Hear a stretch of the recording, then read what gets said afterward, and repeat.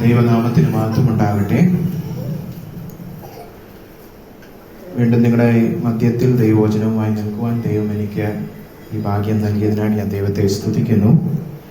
നിങ്ങൾക്കറിയാം, ഞാനിവിടെ കടന്നു വരുമ്പോൾ സാധാരണ രീതിയിൽ ഒരു പഠന പരമ്പര നയിച്ചുകൊണ്ടിരിക്കുകയാണ്, പരിശുദ്ധാത്മാവിനെ കുറിച്ചുള്ള ഒരു പഠന പരമ്പര.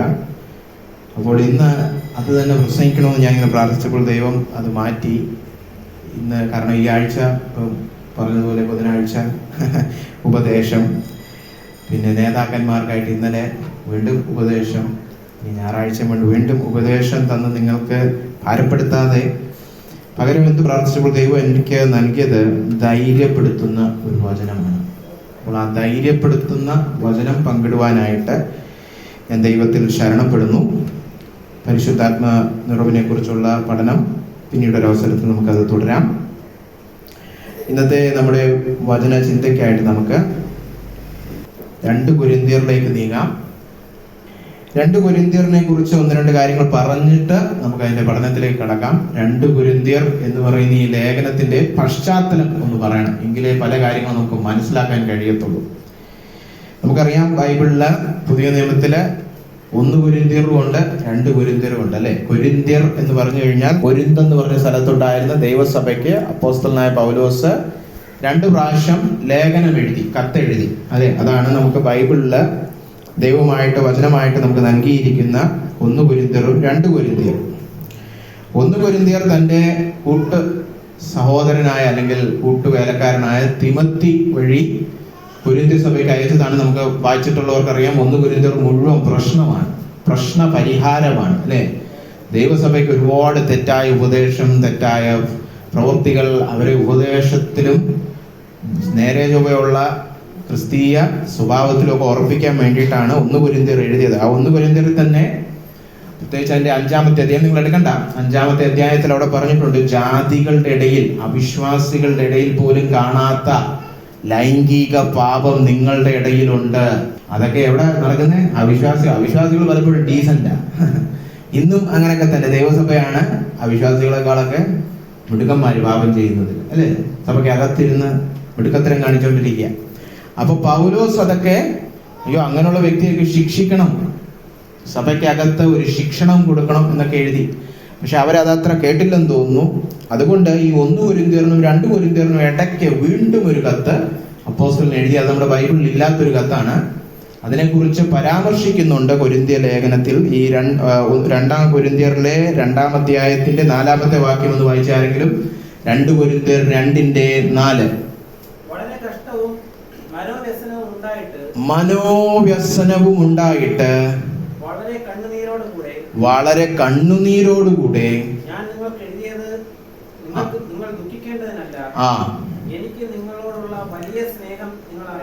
ചുമ്മാ നിങ്ങളെ വേദനിപ്പിക്കാൻ വേണ്ടി ഞാൻ എഴുതിയ കാര്യമല്ല, നിങ്ങൾക്കോടുള്ള എൻ്റെ സ്നേഹം നിങ്ങൾ അറിയണം.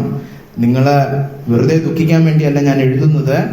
നിങ്ങൾ ഈ വിഷയത്തിൽ നേരെ ചൊവ്വേ ദൈവവചന പ്രകാരം കാര്യങ്ങളൊക്കെ ചെയ്യണം. അങ്ങനെ ചെയ്തോ എന്ന് ചോദിച്ചു കഴിഞ്ഞാൽ 7-ാമത്തെ അധ്യായത്തിന്റെ 8 മുതൽ 11 വരെയുള്ള വാക്യങ്ങളൊന്ന് വായിക്കാം. നേരത്തെ ഞാൻ ഈ കത്ത് എഴുതി നിങ്ങളെ ദുഃഖിപ്പിച്ചെങ്കിലും അതിലെനിക്ക് അനുതാപമൊന്നുമില്ല. കുറച്ചു നേരം ആ ലേഖനം വായിച്ചപ്പോൾ നിങ്ങൾക്ക് ദുഃഖം വന്നെങ്കിലും ഇപ്പൊ ഞാനത് സന്തോഷിക്കുന്നു. കാരണം എന്താ? എന്റെ ലേഖനം വായിച്ച് നിങ്ങൾ മാനസാന്തരപ്പെട്ടു, നിങ്ങൾ പാപത്തിൽ നിന്ന് തിരിഞ്ഞു. നിങ്ങൾക്ക് അല്പം മാനുഷികമായ ദുഃഖമൊക്കെ ഉണ്ടായെങ്കിലും എന്റെ ലേഖന നിമിത്തം ഞാൻ പറഞ്ഞ കാര്യത്തിൽ നിങ്ങൾ പാപത്തിൽ നിന്ന് തിരിഞ്ഞു, മാനസാന്തരപ്പെട്ടു. അതുകൊണ്ട് ഞാൻ സന്തോഷിക്കുന്നു. തുറന്നു വായിച്ചാട്ടെ. നിങ്ങൾക്കൊരു നഷ്ടവും വരരുത്. ദൈവഹിതപ്രകാരമല്ല. ദൈവഹിതപ്രകാരം ദുഃഖിച്ച അത് നഷ്ടമല്ല, അത് ലാഭമാണ്. അനുതാപം വരാത്ത മാനസാന്തരത്തെ രക്ഷയ്ക്കായി ഉളവാക്കുന്നു. അപ്പൊ ദൈവഹിതപ്രകാരമുള്ള ദുഃഖം രക്ഷയിൽ കലാശിക്കും. എങ്ങനെ? മാനസാന്തരത്തിലൂടെ. അങ്ങനെ മാനസാന്തരം ഉളവാക്കുന്ന ദൈവികമായ ദുഃഖം ജനിപ്പിക്കാനേ ഞാൻ എഴുതിയ കത്ത് ദൈവം ഉപയോഗിച്ചുള്ളൂ, അതിന് ഞാൻ സന്തോഷിക്കുന്നു. വായിച്ചാട്ടെ. ലോകത്തിന്റെ ദുഃഖമോ മരണത്തെ ഉളവാക്കുന്നു. ദൈവഹിതപ്രകാരം നിങ്ങൾക്കുണ്ടായ ഈ ദുഃഖം എത്ര ഉത്സാഹം, എത്ര പ്രതിവാദം, എത്ര നീരസം, എത്ര ഭയം, എത്ര വാഞ്ച, എത്ര എരിവ്, എത്ര പ്രതികാരം നിങ്ങളെ ജനിപ്പിച്ചു. ഈ കാര്യത്തിൽ നിങ്ങൾ നിർമ്മലന്മാർ എന്ന് എല്ലാ വിധത്തിലും കാണിച്ചിരിക്കുന്നു. കണ്ടോ? അപ്പൊ ആ പ്രശ്നം പിടിച്ച മേഖലയിൽ അവർ തികഞ്ഞ അനുസരണം കാഴ്ചവെക്കുന്നവരായി മാറുവാൻ ദൈവം മാനസാന്തരം ജനിപ്പിച്ചു. അപ്പോൾ ഈ സംഭവങ്ങളൊക്കെയാണ് 2 കൊരിന്ത്യരുടെ പശ്ചാത്തലം. മനസ്സിൽ വെക്കണം. 1 കൊരിന്ത്യർനും 2 കൊരിന്ത്യർനും ഇടയ്ക്ക് അപ്പോസ്തലൻ വീണ്ടും ഇവരെ ഗുണീകരിക്കാൻ വേണ്ടി രണ്ടാമതൊരു കത്ത് എഴുതി. അത് തീത്തോസ് വഴിയാണ് അയച്ചത്. 1 കൊരിന്ത്യർ തിമോത്തി വഴിയാണ്, 2 തീത്തോസ് വഴിയാണ് അവർക്ക് അയച്ചത്. അത് ചെന്ന് അവർക്ക് സന്തോഷപരമായ ഒരു മാനസാന്തരം ഉളവാക്കി. ഈ ചരിത്ര പശ്ചാത്തലത്തിൽ ഈ തീത്തോസിന് കത്ത് എഴുതി അയക്കുകയും തീത്തോസിൽ നിന്ന് മറുപടി കിട്ടുന്നതിനും ഇടയ്ക്കുള്ളൊരു കാലയളവ് നമ്മൾ ചിന്തിക്കാൻ പോകണം. അതാണ് 1-ാമത്തെ അധ്യായം. എല്ലാവർക്കും 1-ാമത്തെ അധ്യായത്തിലേക്ക് കടന്നു വരാം. 2 കൊരിന്ത്യർ 1-ാമത്തെ അധ്യായം. അങ്ങോട്ടൊരു കത്ത് എഴുതി അയച്ചു. അത് വളരെ കഠിനമായ കട്ടിയുള്ളൊരു കത്താണ്. അതിന്റെ പരിണതഫലം എന്താകുമെന്ന് അപ്പോസ്തലൻ അറിഞ്ഞുകൂടാ. അവിടെ നിന്ന് മറുപടി വന്ന് പുള്ളി സന്തോഷിക്കുന്നതിനും ഇടയ്ക്കുള്ള കാലയളവ്, കാത്തിരിപ്പിന്റെ കാലയളവിലേക്കാണ് നമ്മൾ തിരിയാൻ പോകുന്നത്. പലപ്പോഴും ഈ കാത്തിരിപ്പിന്റെ കാലയളവ് എന്തായി തീരും ജീവിതത്തിൽ? ചില കാലയളവിലെ നമ്മുടെ ചില സീസൺസ് വളരെ വേദനാജനകമാണ്. ഇതിന്റെ അനന്തര ഫലങ്ങൾ എന്തായി തീരും, ഇതിന്റെ അന്ത്യം എന്നായി തീരും, നമുക്ക് പലപ്പോഴും അറിഞ്ഞുകൂടാ. അപ്പോൾ എന്ത് കടന്നു വരും? മാനസിക ക്ലേശം കടന്നു വരും. ഭാവിയിൽ എന്തായി തീരും ഈ വിഷയം, അല്ലെ എന്നറിയാത്ത സമയങ്ങൾ. ഈ കാത്തിരിപ്പിന്റെ സമയം പലപ്പോഴും വളരെയധികം കഷ്ടത നിറഞ്ഞ ഒരു കാര്യമായിരിക്കും. വേവലാതി, ആവലാതി ഇതെല്ലാം കടന്നു വരും. അപ്പൊ ഇവിടെ അതെല്ലാം അപ്പോസ്തലൻ പച്ചയായ മനുഷ്യനായിട്ട് അതെല്ലാം കടന്നു പോകുന്നുണ്ട്. നമ്മൾ മുമ്പോട്ട് പോകും തോറും നിങ്ങൾക്ക് അത് മനസ്സിലാവും. പക്ഷെ ആ കഷ്ടതയുടെ വേളയിൽ എന്തിലേക്കാണ് അപ്പോസ്തലൻ നമ്മുടെ ശ്രദ്ധ തിരിക്കുന്നത്? അതാണ് 2 കൊരിന്ത്യരുടെ ഏറ്റവും വലിയ വിഷയം. എന്താണ് 2 കൊരിന്ത്യരിലെ വിഷയം? നിങ്ങൾക്ക് 1-2 വാക്യങ്ങൾ വായിക്കുമ്പോൾ മനസ്സിലാവും. 2 കൊരിന്ത്യർ 1:12.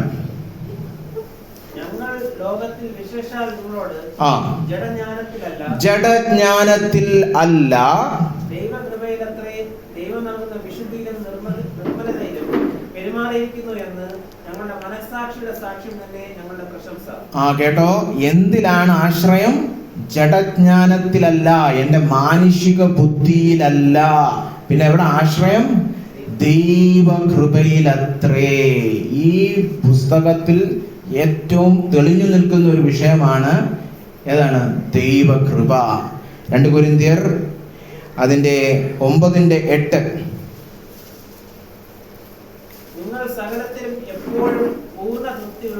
നിങ്ങൾ സകലത്തിലും പൂർണ്ണ തൃപ്തിയുള്ളവരായി സകല സൽപ്രവൃത്തികളിലും പെരുകി വരുമാറ് നിങ്ങളിൽ സകല കൃപയും പെരുക്കുവാൻ ദൈവം ശക്തൻ. എത്ര പ്രാവശ്യം സകല സകല പൂർണ്ണ പൂർണ്ണ എന്നൊക്കെ പറഞ്ഞിരിക്കുന്നത്, അല്ലെ? ഒരു സമ്പൂർണ്ണ ചിത്രമാണ് അവിടെ, അല്ലെ? സകല കഷ്ടതയിലും സകല വേളയിലും നിങ്ങൾ സകല സൽപ്രവർത്തികളും ചെയ്യുവാൻ പറ്റുന്ന രീതിയിൽ നിങ്ങളെ പ്രാപ്തരാക്കുവാൻ ദൈവം സകല കൃപയും നൽകി നിങ്ങളെ അനുഗ്രഹിക്കട്ടെ എന്നാണ് പറഞ്ഞിരിക്കുന്നത്. കണ്ടോ? ആ ഒരു സമ്പൂർണ്ണ ചിത്രം കണ്ടോ? കൃപയിൽ ആശ്രയിച്ചു കഴിഞ്ഞാൽ ഏതവസരത്തിലും സകല സൽപ്രവൃത്തികൾ ചെയ്യുവാനുള്ള ഒരു പ്രാപ്തി ദൈവമായിട്ടുളവാക്കി തരും. ഇനി 12:7-10 ഏറ്റവും പരിചിതമായ ഒരു വചനഭാഗമാണ്. 2 കൊരിന്ത്യർ 12:7-10 വരെയുള്ള വാക്യങ്ങൾ. വെളിപ്പാടുകളുടെ ആധിക്യത്താൽ അപ്പോസ്തലൻ പറയാണ്, എനിക്ക് ഒരുപാട് വെളിപ്പാടുകൾ ദൈവം എനിക്ക് നൽകി. അതുകൊണ്ട് ഞാൻ നിഗളിച്ച് അഹങ്കാരിയായി പോകാതിരിപ്പാൻ എനിക്ക് ദൈവം ഒരു ശൂലം തന്നിട്ടുണ്ട്. ഞാൻ താഴ്മയോടെ ഇരിക്കാൻ. എന്താണ് ആ ശൂലം എന്നുള്ളത് വ്യക്തമല്ല, എന്നാലും വായിച്ചാട്ടെ. ഞാൻ നിഗളിച്ചു പോകാതിരിക്കേണ്ടതിന് സാത്താൻ ഒരു ദൂതനെ അയച്ചിരിക്കും. എന്തോ ഒരു ബലഹീനത അപ്പോസ്തലനെ വേട്ടയാടിക്കൊണ്ടിരുന്നു. പക്ഷെ അതിന്റെ ഉദ്ദേശം പുള്ളിക്ക് മനസ്സിലായി. എനിക്ക് ലഭിച്ചിരിക്കുന്ന വെളിപ്പാടിന്റെ ആധിക്യത്താൽ ഞാൻ നിഗളിച്ചു പോകാതിരിക്കാൻ വേണ്ടിയിട്ടാണ്. അപ്പോഴെന്ത് ചെയ്ത അപ്പോസ്തലൻ അതിനെക്കുറിച്ച് പ്രാർത്ഥിക്കാൻ തീരുമാനിച്ചാ? വായിച്ചാട്ടെ. അതെന്നെ വിട്ടു നീങ്ങേണ്ടതിന് 3 വട്ടം പ്രാർത്ഥിച്ചു. അപ്പോൾ കർത്താവ് അവനോട് എന്താ പറഞ്ഞേ? എന്റെ കൃപ നിനക്ക് മതി, എന്റെ ശക്തി ബലഹീനതയിൽ തികഞ്ഞു വരും. നിന്റെ മുള്ളെടുത്ത് കളഞ്ഞില്ലേലും മതിയായ കൃപ ഞാൻ നിനക്ക് നൽകാം. ആവശ്യത്തിനുള്ള കൃപ നിനക്ക് നൽകാം. എന്താ ഗുണം കൃപ നൽകിയാൽ? നിന്റെ ബലഹീനതയിൽ എന്റെ ശക്തി, ദൈവത്തിന്റെ അളവില്ലാത്ത ശക്തി നിന്റെ ബലഹീനതയിൽ തെളിഞ്ഞു വരും. ആ രീതിയിൽ ഞാൻ കൃപ നൽകും. കണ്ടോ? അപ്പൊ മൂന്നാമതും ദൈവ കൃപയെ കുറിച്ചാണ് പറഞ്ഞിരിക്കുന്നത്, അല്ലെ? പിന്നീട് അപ്പോസ്തലൻ പറഞ്ഞിരിക്കുകയാണ്, ഞാൻ അതുകൊണ്ട് എന്റെ ബലഹീനതയിൽ ഞാൻ സന്തോഷിക്കും. കാരണം അവസാനം പറഞ്ഞിരിക്കുകയാണ്, ഞാൻ ബലഹീനനായിരിക്കുമ്പോൾ ഞാൻ ഏറ്റവും ശക്തനായിരിക്കും, അല്ലെ? അതിന്റെ അവസാനം 10ാമത്തെ വാക്യം, ബലഹീനനായിരിക്കുമ്പോൾ തന്നെ ഞാൻ ശക്തൻ. അത് വായിച്ചാൽ യുക്തിക്ക് യോജ്യമായിട്ട് തോന്നത്തില്ല, അല്ലെ? ബലഹീനതയും ശക്തിയും എന്ന് പറഞ്ഞാൽ എന്താ? രണ്ടും വിപരീത പദമാണ്. അതങ്ങനെ ഒരാൾക്ക് ഒരേ സമയം ബലഹീനനും ശക്തനുമായിരിക്കാൻ പറ്റുന്നത്? എന്റെ ജഡത്തിൽ ഒരു മനുഷ്യൻ എന്ന രീതിയിൽ ഞാൻ ബലഹീനനാണ്, പക്ഷെ കർത്താവിൽ ഞാൻ ശക്തനാണ്. അവന്റെ ശക്തി എന്നിൽ വ്യാപരിക്കുമ്പോൾ. എങ്ങനെ? ദൈവകൃപയാൽ. അപ്പൊ കണ്ടോ, ഈ പുസ്തകം തുടക്കം മുതൽ ഒടുക്കം ഒരു ദൈവകൃപയെ കുറിച്ചാണ്, അല്ലെ? ദൈവകൃപ മതിയായ കൃപയാണ്, അല്ലെ? കഷ്ടതയുടെ സമയത്ത് നമ്മെ, നേരത്തെ 1ാമത്തെ അധ്യായം വായിച്ചതുപോലെ, വിശുദ്ധിയിലും നിർമ്മലതയിലും നടക്കുവാൻ എന്നെ പ്രാപ്തനാക്കുന്നു. എല്ലാ സൽപ്രവൃത്തികളും എല്ലായ്പ്പോഴും ചെയ്യുവാൻ തക്കവണ്ണം എന്നെ പ്രാപ്തനാക്കുന്നു. 3ാമത്, എന്റെ എല്ലാ ബലഹീനതകളിലും ക്രിസ്തുവിന്റെ ശക്തി എന്നിൽ വെളിപ്പെടുവാൻ തക്കവണ്ണം എന്നെ പ്രാപ്തനാക്കുന്നു. അപ്പൊ ദൈവ കൃപയാണ് കഷ്ടതയുടെ നടുവിൽ നമുക്കുള്ള ഉത്തരം. എങ്ങോട്ട് നോക്കണം? ദൈവകൃപയിൽ നോക്കണം. അപ്പോൾ ഈ കാത്തിരിപ്പിന്റെ കാലത്ത്, കഷ്ടതയുടെ കാലത്ത് ഉത്തരം വന്നിട്ടില്ല, ഉത്തരം വരാൻ പോകുന്നതേ ഉള്ളൂ. കാത്തിരിപ്പിന്റെ കാലത്ത് നമ്മൾ എന്ത് ചെയ്യണം? ഇവിടെ വായിച്ചതുപോലെ ജഡജ്ഞാനത്തിൽ ആശ്രയിച്ച് എന്താ പറയുക, സാധാരണ മനുഷ്യരെ പോലെ ജീവിക്കരുത്. പകരം എന്ത് ചെയ്യണം? അപ്പോസ്തലനായ പൗലോസ് പറഞ്ഞിരിക്കുന്നത് പോലെ ദൈവകൃപയിൽ ആശ്രയിക്കണം. ഇന്ന് നമ്മള് ചുറ്റുവട്ടം എല്ലാം നോക്കിയാൽ, സമൂഹമാകട്ടെ സഭയാകട്ടെ, ഇന്നത്തെ ഒരു സങ്കടകരമായ കാര്യമെന്ന് പറയുന്നത്, ചെറിയ എന്തെങ്കിലും ഒരു കുലുക്കം മതി വളരെ പെട്ടെന്ന് വാടിപ്പോകുന്ന വ്യക്തികളാണ്, അല്ലെ? നമ്മൾ ന്യൂസ് പേപ്പറിലൊക്കെ വായിക്കാറില്ലേ, പത്രത്തിലൊക്കെ വായിക്കാറില്ലേ? ചെറിയ കാര്യത്തിനൊക്കെ ഉടനെ കയറി തൂങ്ങിച്ചാകും, അല്ലേ? കഴിഞ്ഞ ദിവസം നമ്മുടെ പട്ടണത്തിലുള്ള ഒരു കോളേജിൽ ഒരു പഠിക്കുന്ന ഒരു കുട്ടി, ഒരു വിദ്യാർത്ഥി പെട്ടെന്ന് കയറി തൂങ്ങിച്ചെത്തു. എന്താ കാരണം? ഒന്നുമില്ല. അവന് ഇഷ്ടമുള്ള ഒരു പെൺകുട്ടി ഫോൺ വിളിച്ചിട്ട് എടുക്കുന്നില്ല. ആ അപ്പനും അമ്മ എങ്ങനെ താങ്ങും, അല്ലേ? 10-24 വയസ്സുള്ള ഒരു പയ്യനാണ്. ഈ ഉച്ചിക്കാര്യത്തിനൊക്കെയാണോ കയറി തൂങ്ങിച്ചാവുന്നത്, അല്ലെ? പ്രായമായി പറയും അങ്ങനെയൊക്കെയാണ് നമ്മളൊക്കെ ഒരു 500 പ്രാവശ്യം തൂങ്ങിച്ചാവേണ്ട വിഷയങ്ങളിലൂടെയൊക്കെ കടന്നുപോയി, അല്ലെ? പഴയ തലമുറക്കാർ പറയും, യവനൊക്കെ ഇതിനൊക്കെ തൂങ്ങിച്ചാവെങ്കിൽ നമ്മളൊക്കെ എത്ര പ്രാവശ്യം തൂങ്ങിച്ചാവണം, എല്ലാ ദിവസവും ഒന്ന് തൂങ്ങിച്ചാവേണ്ടതായിട്ടിരിക്കുന്നു, അല്ലെ? ഇപ്പോഴത്തെ തലമുറ ഇതാണ്, പെട്ടെന്ന് വാടിപ്പോകും. വലിയ ജാടയൊക്കെ കാണിക്കും, ഞങ്ങൾ മറ്റോ പഴയ കിളവന്മാരെ പോലൊന്നുമല്ല, ഞങ്ങൾ വലിയ ഇതാണ് എന്നൊക്കെ പറയും, പക്ഷെ ഉള്ളിൽ ഒരു ശക്തിയില്ല, വാടിപ്പോവും. എന്നാൽ സഭയ്ക്കകത്തിരിക്കുന്നവരൊക്കെ വലിയ വ്യത്യാസമാണ്? ഒരു വ്യത്യാസവും. എങ്ങനെ മനസ്സിലാവും? വാട്സാപ്പ് സ്റ്റാറ്റസ് നോക്കിയാൽ മതി. എനിക്ക് ഏറ്റവും കൂടുതൽ ദേഷ്യം വരുന്നത് അപ്പോഴാണ്. ശുശ്രൂഷകന്മാർ, പാസ്റ്റർമാർ, വലിയ കൊമ്പത്തെ സീനിയർ പാസ്റ്റർമാർ പോലും എന്തോ ഈ വാട്സാപ്പ് സ്റ്റാറ്റസ് ഇടുന്നേ? അവരുടെ കഷ്ടതയിലൂടെ കടന്നുപോയപ്പോൾ അവർക്ക് ഉള്ളിൽ തോന്നിയ എല്ലാ കയ്പും വളച്ചൊടിച്ച് ഏതെങ്കിലുമൊക്കെ സെക്കുലർ ആൾക്കാർ പറഞ്ഞ കോട്ടൊക്കെ എടുത്തിടും. എന്തോ അത് കാണിക്കുന്നത്? ഒരു ദൈവകൃപയിലും ആശ്രയമില്ല. വ്യക്തിപരമായ ജീവിതം വട്ടപൂജ്യം എന്നാണ് കാണിക്കുന്നത്. പരാജയപ്പെട്ട് ചെയ്യുകയാണ്. പക്ഷെ പുൾപിറ്റിൽ നിന്നും യൂട്യൂബ് ലൈവിലും ഒക്കെ വലിയ ഘോര പ്രസംഗമൊക്കെ പ്രസംഗിക്കും. പക്ഷെ വ്യക്തിപരമായ ജീവിതത്തിൽ വട്ടപൂജ്യമാണ്, അല്ലെ? നിങ്ങൾ കണ്ടിട്ടില്ലേ അങ്ങനത്തെ ഈ വാട്സാപ്പ് സ്റ്റാറ്റസ്? ഒരുപാട് പേരുടെ ഞാൻ കാണുന്നുണ്ട്, അല്ലെ? പഴയ ഈ എന്താണ്, തനിക്ക് താനും പുരയ്ക്ക് തൂണും എന്നുള്ള ആ ധ്വനിയിലുള്ള കുറേ, എന്നെ ആരും തിരിഞ്ഞു നോക്കുന്നില്ല, അവരോടൊക്കെ പോവാൻ പറ, നിന്നെ തിരിഞ്ഞു നോക്കാത്തവരെ നീയും തിരിഞ്ഞു നോക്കാറുണ്ട്, അടുത്ത നിന്നെ ദൈവം ഉയർത്തുമ്പോൾ അവരൊക്കെ ലജ്ജിച്ചു പോകും. ഇതൊക്കെ ജഡമാണ്, ജഡം, പക്ക ജഡം, വെറും ജഡം. നിന്നെ തിരിഞ്ഞു നോക്കാത്തവരെ തിരിഞ്ഞു നോക്കരുത്. ലോകം പറയട്ടെ അങ്ങനത്തെ സിദ്ധാന്തം. ദൈവകൃപയെ കുറിച്ച് ഘോരം പ്രസംഗിക്കുന്ന ശുശ്രൂഷകന്മാരും പാട്ടുപാടുന്ന വിശ്വാസികളും അത് പറയാൻ പാടില്ല. നേരത്തെ സഹോദരൻ പറയും, അടി കൊടുത്താൽ മറ്റേ ചെകിട് കാണിച്ചു കൊടുക്കണമെന്ന് കർത്താവ് പഠിപ്പിച്ചു. അല്ലാതെ ഇവിടെ അടിച്ചു എന്ന് പറഞ്ഞ് സ്റ്റാറ്റസ് ഇടാനല്ല. ഞാൻ അവരെ സ്നേഹിച്ചിട്ടും അവരെന്നെ തിരിച്ചടിച്ചു. അത് ദൈവത്തോട് പോയി പറ. അങ്ങനത്തെ പരിതാപം സങ്കീർത്തനങ്ങൾ നമ്മൾ വായിക്കുന്നുണ്ട്. അങ്ങനത്തെ പരിതാപമൊക്കെ ദൈവസന്നിധി പറയാം. സ്റ്റാറ്റസ് ഇടരുത്. നിങ്ങൾ വലിയ ദൈവകൃപയിൽ ആശ്രയിക്കുന്നവരാണ്, ശക്തരാണെന്നൊക്കെ പറഞ്ഞു വെച്ച് ഇങ്ങനെ സ്റ്റാറ്റസ് ഇടുമ്പോൾ ദൈവകൃപയ്ക്ക് വിരോധമാണ് അങ്ങനത്തെ കാര്യങ്ങൾ. ഇവിടെ കണ്ടു, അപ്പോസ്തലൻ ദൈവകൃപയിൽ, ജഡീക ജ്ഞാനത്തിലല്ല. അപ്പൊ വാടിപ്പോകുന്ന ഒരു തലമുറയാണ് നമ്മുടെ തലമുറ. ഇവിടെ ഇരിക്കുന്നവർക്കും അങ്ങനത്തെ ബലഹീനതകൾ കാണും. നിങ്ങൾ ദയവ് ചെയ്ത് നിങ്ങളുടെ ജഡത്തിന്റെ ഉരുട്ട് വിദ്യകളിൽ, നമുക്കെല്ലാം ജഡത്തിന്റെ പല വിധത്തിലുള്ള തട്ടിപ്പുകളും നമുക്കറിയാം, അതിലൊന്നും ആശ്രയിക്കരുത്. എന്തിലേക്ക് ആശ്രയിക്കണം? ദൈവകൃപയിൽ ആശ്രയിക്കണം. ഇന്ന് അതുകൊണ്ട് ഞാൻ നിങ്ങളോട് പറയാൻ വന്നിരിക്കുന്ന സന്ദേശം ഇതാണ്: കഷ്ടതയിൽ ദൈവകൃപയിൽ ആശ്രയിക്കണം. എല്ലാവരും കേട്ടോ? കഷ്ടതയിൽ ദൈവകൃപയിൽ ആശ്രയിക്കണം. അങ്ങനെ കഷ്ടതയുടെ താഴ്വരയിൽ ദൈവകൃപയിൽ ആശ്രയിച്ചാൽ എന്ത് സംഭവിക്കുമെന്നുള്ളതാണ് നമ്മൾ ഈ 1-ാമത്തെ അധ്യായത്തിൽ പഠിക്കാൻ പോകുന്നത്. 3 അനുഗ്രഹങ്ങൾ ദൈവം നമുക്ക് നൽകും. അത് അപ്പോസ്തലന്റെ ജീവിതത്തിൽ നിന്ന് നമുക്ക് പഠിക്കാൻ പറ്റും. കഷ്ടതയുടെ താഴ്വരയിൽ ദൈവകൃപയിൽ ആശ്രയിച്ചാൽ ലഭിക്കുന്ന 3 അനുഗ്രഹങ്ങൾ. ഒന്നാമതായിട്ട് അതിന്റെ 3 മുതൽ 7 വരെയുള്ള വാക്യങ്ങൾ നമ്മൾ കാണുന്നത്, കഷ്ടതയിൽ ദൈവകൃപയിൽ ആശ്രയിച്ചാൽ എന്ത് ലഭിക്കും? ആശ്വാസം. എല്ലാവരും ഒന്ന് പറഞ്ഞേ, ആശ്വാസം. അപ്പൊ സഹോദര, അതിന്റെ 3 മുതൽ 5 വരെ ഒന്ന് വായിച്ചേ. മനസ്സലിവുള്ള പിതാവും സർവാശ്വാസവും നൽകുന്ന ദൈവവുമായി നമ്മുടെ കർത്താവായ യേശുക്രിസ്തുവിന്റെ പിതാവായ ദൈവം വാഴ്ത്തപ്പെട്ടവൻ. ദൈവം ഞങ്ങളെ ആശ്വസിപ്പിക്കുന്ന ആശ്വാസം കൊണ്ട് ഞങ്ങൾ യാതൊരു കഷ്ടത്തിലുമുള്ളവരെ ആശ്വസിപ്പിക്കുവാൻ ശക്തരാകേണ്ടതിന് ഞങ്ങൾക്കുള്ള കഷ്ടത്തിൽ ഒക്കെയും അവൻ ഞങ്ങളെ ആശ്വസിപ്പിക്കുന്നു.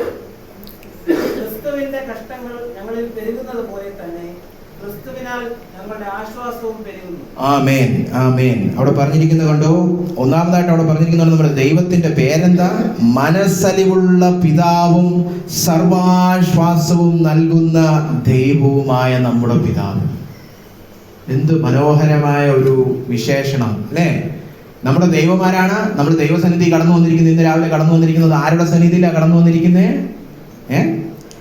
മനസ്സലിവുള്ള പിതാവിന്റെയും, ആശ്വാസത്തിന്റെ ദൈവമൊന്നല്ല, സർവാശ്വാസത്തിന്റെയും, പൂർണ്ണമായ ആശ്വാസത്തിന്റെയും ദൈവത്തിന്റെ സന്നിധിയിലാണ് നമ്മൾ ഇന്ന് കടന്നു വന്നിരിക്കുന്നത്. അപ്പൊ അത് ഒന്നാമതായിട്ട് അത് തന്നെ പറയട്ടെ, ദൈവത്തിന്റെ കൃപയിൽ ആശ്രയിച്ചാൽ ദൈവം എന്തോ നൽകും? ആശ്വാസം നൽകും. നിങ്ങൾ ഈ വാക്ക് ശ്രദ്ധിക്കുക. ഇംഗ്ലീഷിൽ കംഫർട്ട് എന്നാ പറയുന്നത് അല്ലെ? കംഫർട്ട്. ഇതിന്റെ മലയാളം എങ്ങനെ? ഈ ആശ്വാസം. എന്താ ഈ വാക്ക്? എനിക്ക് ഈ വാക്കുകളൊക്കെ എടുത്ത് പഠിക്കുന്നത് എന്താ ഈ ആശ്വാസം അല്ലെ? അത് സംസ്കൃതത്തിൽ നിന്നായി വരുന്നേ. ആശ്വാസ്. ശ്വാസം എന്തുവാ? എല്ലാവർക്കും അറിയാലോ ശ്വാസം. പലരൊക്കെ കൂർക്കം വലിച്ചു തുടങ്ങിയപ്പോൾ ശ്വാസം എന്തോന്ന് എല്ലാവർക്കും അറിയാം അല്ലേ? എന്താ ശ്വാസം? ശ്വാസം. എന്താ ഈ ആശ്വാസം? ആശ്വാസം എന്ന് സംസ്കൃതത്തിൽ പറഞ്ഞിരിക്കുന്നത് വീണ്ടും ശ്വാസം എടുക്കാൻ പറ്റും. റീബ്രീത്ത്. അപ്പൊ എന്താ അതിന്റെ അർത്ഥം? എന്തോ ഒരു ഞെരുക്കം വന്നിട്ട് ശ്വാസം പോലും മുട്ടിയിരിക്കുക അല്ലേ? ഇന്നലെ ചിലരൊക്കെ ശ്വാസം മുട്ടലിനെ കുറിച്ചൊക്കെ പറഞ്ഞു, ആടലോടകം എന്നൊക്കെ പറഞ്ഞു. അത് തന്നെ അതിന്റെ ആത്മീയ തലം അല്ലെങ്കിൽ അതിന്റെ മാനസിക തലത്തിൽ ശ്വാസം മുട്ടിയിരിക്കുമ്പോൾ ഒരാൾ വന്ന് നമ്മളെ സഹായിച്ച് ശ്വാസം എടുക്കാൻ പറ്റുന്നുണ്ട്. അതാണ് ആ വാക്കിന്റെ ശരിയായ അർത്ഥം. എന്താ പറയുക, അതിന്റെ മൂലഭാഷയിലെ അർത്ഥം സംസ്കൃതത്തിൽ. അതാണ് ഇവിടെ കടമെടുത്തുകൊണ്ട് കംഫർട്ട് എന്നുള്ള ഇംഗ്ലീഷ് വാക്കിന് തർജ്ജിമ ചെയ്യാൻ നമ്മൾ ഉപയോഗിച്ചിരിക്കുന്നത് മലയാളത്തിൽ. ആശ്വാസം. കഷ്ടതയിൽ നമുക്കൊരു ആശ്വാസം ദൈവം നൽകും. അപ്പൊ ഇത് ഇത്രയും പ്രശ്നമൊക്കെ ആണെങ്കിൽ ശ്വസിക്കാൻ വകയുണ്ട്, ജീവിക്കാൻ വകയുണ്ട്. വാടിപ്പോകേണ്ട കാര്യമില്ല, നിരുത്സാഹപ്പെട്ടു പോകേണ്ട കാര്യമില്ല, ഉടനെ കയറി തൂങ്ങിച്ചാവേണ്ട കാര്യമില്ല. കാരണം ഈ കഷ്ടതയിലും നിലനിൽക്കുവാൻ വകയുണ്ട്. അങ്ങനെ ആര് നൽകും? ദൈവം നൽകും. എന്താ ഉണ്ടായി ദൈവം നൽകുന്നേ? അവൻ സർവാശ്വാസത്തിന്റെയും ദൈവമാണ്. പിന്നീട് അവിടെ പറഞ്ഞിരിക്കുന്നത് എന്തുകൊണ്ടാണ് ദൈവം നമ്മുടെ ജീവിതത്തിൽ ഈ കഷ്ടതയൊക്കെ അനുവദിക്കുന്നതെന്ന് അറിയാവോ? ദൈവം ഞങ്ങളെ ആശ്വസിപ്പിക്കുന്ന ആശ്വാസം കൊണ്ട് ഞങ്ങൾ ഏതോ ഒരു കഷ്ടത്തിലുമുള്ളവരെ ആശ്വസിപ്പാൻ ശക്തരാകേണ്ടതിന് ഞങ്ങൾക്കുള്ള കഷ്ടത്തിലൊക്കെയും അവൻ ഞങ്ങളെ ആശ്വസിപ്പിക്കുന്നു. ഭയങ്കര കടികട്ടിയായി പോയി അല്ലേ? ദൈവം ഞങ്ങളെ എല്ലാ കഷ്ടത്തിലും ആശ്വസിപ്പിക്കുന്നു. കാരണം എന്താണ്? പിന്നീട് ഏതെങ്കിലും കഷ്ടത്തിൽ ആരെങ്കിലും ഇരിക്കുന്നുണ്ടെങ്കിൽ അവരോട് നമുക്ക് ആശ്വാസം പകർന്നു കൊടുക്കുവാൻ നമ്മൾ ശക്തരാകണം. അതുകൊണ്ടാണ് നമുക്ക് കഷ്ടതയിലൂടെ ദൈവം കടത്തിവിട്ട ആശ്വാസം പകർന്നു തരുന്നത്. ഇതാണ് ഞാൻ നേരത്തെ പറഞ്ഞ ഈ വാട്സാപ്പ് സ്റ്റാറ്റസ് ഇടുന്നവരുടെ ബുദ്ധിഹീനത അവിടെ തെളിഞ്ഞു വരികയാണ്. പ്രത്യേകിച്ച് ഈ ശുശ്രൂഷകന്മാർ. എന്തുകൊണ്ടാണ് ശുശ്രൂഷകന്മാരുടെ ജീവിതത്തിൽ മറ്റുള്ളവരെക്കാളും കൂടുതൽ കഷ്ടത? കൂടുതൽ പേരോട് ആശ്വാസം ശുശ്രൂഷിക്കേണ്ട ചുമതലയുണ്ട്. അതുകൊണ്ട് ശുശ്രൂഷയിൽ ഇറങ്ങുന്നവരൊക്കെ അറിഞ്ഞോണം, കഷ്ടത വരും, ഒറ്റപ്പെടൽ വരും. കാരണം എന്താ? ദൈവത്തെ കൂടുതൽ രുചിച്ചറിഞ്ഞാലേ ദൈവത്തെ പിന്നെ മറ്റുള്ളവർക്ക് ശുശ്രൂഷിക്കാൻ പറ്റത്തുള്ളൂ. ഞാൻ അനുഭവിച്ച കാര്യമേ എനിക്ക് ശുശ്രൂഷിക്കാൻ പറ്റത്തുള്ളൂ. അങ്ങനെ അനുഭവ സമ്പത്ത് നൽകാൻ വേണ്ടിയിട്ടാണ് ശുശ്രൂഷയിലുള്ളവരെ ദൈവം താഴ്വരയിലൂടെ നടത്തുന്നത്. അപ്പോൾ നമ്മൾ അതെല്ലാം നമ്മുടെ വാട്സാപ്പിലിട്ട് കംപ്ലൈന്റും ചെയ്ത് മറ്റുള്ളവരോട് കുറ്റവും പറഞ്ഞ് അവരോട് നമ്മൾ കയ്പും കാണിച്ചുകൊണ്ടിരുന്നത് എന്തുവാ? ബുദ്ധിഹീനതയാണ്, വിവരമില്ലായ്മയാണ്. അത് പറഞ്ഞു മനസ്സിലായോ? ഏത് ശുശ്രൂഷ ചെയ്യുന്നവരാണേലും മനസ്സിലാക്കുക, ദൈവത്തെ നിങ്ങൾ രുചിച്ചറിഞ്ഞെങ്കിലേ നിങ്ങൾക്ക് മറ്റുള്ളവരോട് ആ ദൈവത്തെ പങ്കുവെക്കാൻ കഴിയത്തുള്ളൂ. അനുഭവമില്ലാത്ത കള്ളം പറയാൻ ദൈവം ഒരിക്കലും നമ്മളെ വിളിക്കത്തില്ല. അതൊരിക്കലും മറ്റുള്ളവർക്ക് ഒരു ഗുണവും ചെയ്യത്തില്ല. ഞാൻ ആശ്വാസം പ്രാപിച്ചിട്ടില്ലെങ്കിൽ ഞാൻ ആശ്വാസത്തെ കുറിച്ച് പ്രസംഗിക്കുമ്പോൾ നിങ്ങൾക്ക് ആർക്കും ആശ്വാസമൊന്നും ലഭിക്കത്തില്ല. അപ്പൊ ഇന്ന് നിങ്ങൾ പ്രസംഗം കഴിയുമ്പോൾ മനസ്സിലാവും, എനിക്ക് ആശ്വാസം ലഭിച്ചവനാണോ അതോ ഞാൻ വെറുതെ വന്ന് പ്രസംഗിക്കുന്നവനാണോ? പറഞ്ഞു മനസ്സിലായോ? ആശ്വാസം ലഭിച്ചാലേ മറ്റുള്ളവർക്ക് ആശ്വാസം പകർന്നു കൊടുക്കാൻ പറ്റുള്ളൂ. ദൈവിക ആശ്വാസം, ചുമ്മാ ഈ മനുഷ്യർ പറയുന്ന കപട ജഡീക ആശ്വാസത്തിനെ കുറിച്ചല്ല, അല്ലെ? മനുഷ്യർ പറയുന്ന കാര്യത്തെ കുറിച്ചല്ല. ദൈവം നൽകുന്ന ആശ്വാസം ഞാൻ രുചിച്ചറിഞ്ഞാലേ എനിക്ക് മറ്റുള്ളവർക്ക് പകർന്നു കൊടുക്കാൻ പറ്റത്തുള്ളൂ. അതുകൊണ്ടാണ് ദൈവം നമ്മുടെ ജീവിതത്തിൽ കഷ്ടത അനുവദിക്കുന്നത്, അല്ലെ? ഞാൻ ആശ്വാസം പ്രാപിക്കണം. എന്നിട്ട് 5-ാമത്തെ വാക്യം, അല്ലെ? എന്തോ ഒരു നല്ല വാക്യമായത്. ഇതാണ് അപ്പോസ്തലന്റെ വാട്സാപ്പ് സ്റ്റാറ്റസ്.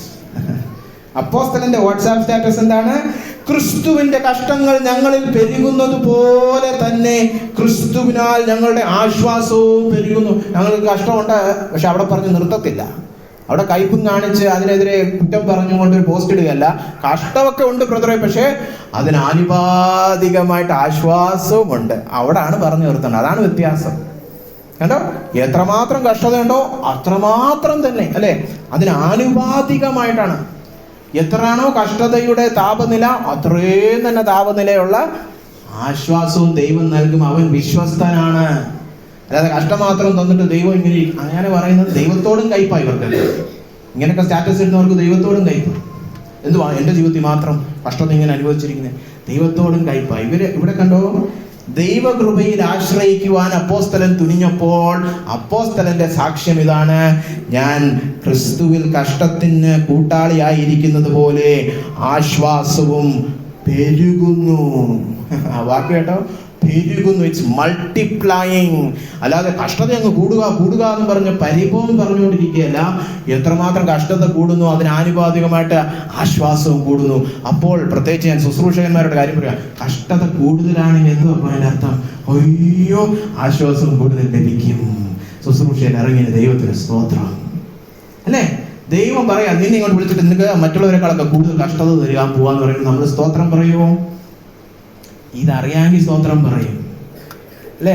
ഇതറിയാമെങ്കിൽ സ്തോത്രം. അയ്യോ, ഇപ്പൊ കർത്താവ് എനിക്ക് നിന്നെ മറ്റുള്ളവരെക്കാളും കൂടുതൽ രുചിച്ചറിയാൻ പറ്റുമല്ലേ? ആ സ്തോത്രം. അത് നിങ്ങൾക്കറിയാവോ? നമ്മളെല്ലാവരും രക്ഷിക്കപ്പെട്ട് ദൈവത്തെ അറിഞ്ഞവരാണേലും എല്ലാവരും ഒരേപോലെ ദൈവത്തെ ഒന്നും അറിയുന്നില്ല. പലരും സ്വർഗത്തിൽ ചെല്ലുമ്പോഴേ പലതൊക്കെ പഠിക്കത്തുള്ളൂ. വേറെ ചിലർ ഇവിടെ പഠിക്കും. കഷ്ടതയുടെ ആധിക്യം കാരണം അവർ ഇവിടെ പഠിക്കും. നിങ്ങളുടെയൊക്കെ ഉള്ളിലിരിപ്പ് പോലെ ഇരിക്കും എത്രമാത്രം ദൈവത്തെ പഠിക്കാൻ പറ്റുന്നു, അല്ലേ? അപ്പൊ അതുകൊണ്ട് അത് ഓർത്തോണം. എല്ലാവർക്കും ഒരുപോലല്ല ദൈവത്തെ രുചിച്ചറിയുന്നത്. നിങ്ങളുടെയൊക്കെ ഉള്ളിലെ വാഞ്ച പോലിരിക്കും. അപ്പൊ കണ്ടോ? കഷ്ടതയുടെ നടുവിൽ എനിക്ക് ആശ്വാസം പെരുകി വരുന്നു. അപ്പൊ നമ്മൾ വിചാരിക്കും അപ്പോസ്തലന് അത്ര വലിയ പ്രശ്നമൊന്നുമില്ലല്ലോ, ഒരു കത്തെഴുതി അങ്ങോട്ട് അയച്ചു, കത്ത് തിരിച്ചു കിട്ടിയില്ല, ഇതാണോ അത്ര വലിയ കഷ്ടം? നമ്മുടെയൊക്കെ കഷ്ടം വെച്ച് നോക്കുമ്പോൾ ഇതൊരു വലിയ കഷ്ടമൊന്നും അല്ലല്ലോ നമ്മൾ ചിന്തിക്കും, അല്ലെ? 2 കൊരിന്ത്യരുടെ 2-ാമത്തെ അധ്യായത്തിന്റെ 12-13 ഒന്ന് വായിക്കണം. ആ പശ്ചാത്തലത്തിൽ നിന്നുകൊണ്ടാണ് അപ്പോസ്തലൻ ഇത് എഴുതിയെന്ന് ഓർക്കണം. 2 കൊരിന്ത്യർ 2:12-13.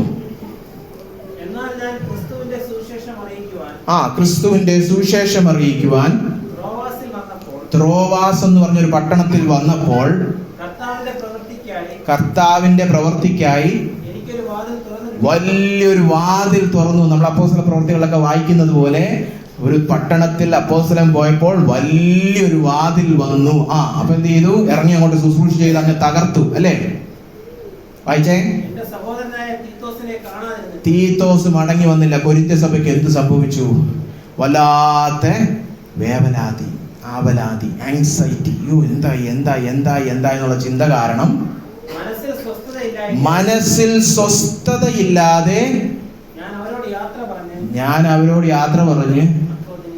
അയ്യോ, ഇതാരെങ്കിലും വായിച്ചിട്ടുണ്ടോ? അപ്പോസ്തലനായ പൗലോസ് തുറന്നു കിട്ടിയ ഒരു വാതിൽ വേണ്ടെന്ന് വെച്ചു. നിങ്ങൾ ആരെങ്കിലും ഇത് കേട്ടിട്ടുണ്ടോ? അപ്പോസ്തലനായ പൗലോസ് തുറന്നു കിട്ടിയ ഒരു വാതിൽ വേണ്ടെന്ന് വെച്ചത് എന്താ കാരണം? ഉള്ളിൽ സ്വസ്ഥതയില്ല, മനഃശാന്തിയില്ല. എനിക്ക് ഇഷ്ടമുള്ള, എന്നെ വേർതിരിച്ചിരിക്കുന്ന എൻ്റെ വേല എനിക്ക് ചെയ്യാൻ പറ്റാത്ത രീതിയിൽ എനിക്ക് മാനസിക ക്ലേശം. ഒന്ന് ചിന്തിച്ചേ. അപ്പോസ്തലനായ പൗലോസ്, ബൈബിളൊക്കെ വായിച്ച് വിവരമുള്ള വിശ്വാസികളോട് ഞാൻ പ്രത്യേകിച്ച് ചോദിച്ചോട്ടെ, നിങ്ങൾക്ക് വിശ്വസിക്കാൻ പറ്റുന്നുള്ളൂ ഇത് അപ്പോസ്തലൻ പൗലോസാണ്? പണ്ടൊരിക്കൽ ഒരു യാത്ര പോയപ്പോൾ മർക്കോസ് എനിക്ക് വീട്ടിൽ പോകണമെന്ന് പറഞ്ഞപ്പോൾ ഒരു കാശിനും കൊള്ളാത്തവനാന്നൊക്കെ പറഞ്ഞ് ബർന്നബാസുമായിട്ട് അടിയിട്ട പൗലോസാണിത്. എത്ര കഷ്ടത സഹിച്ചു അല്ലേ? 2 കൊരിന്ത്യർ 11 വായിച്ചാൽ മതി.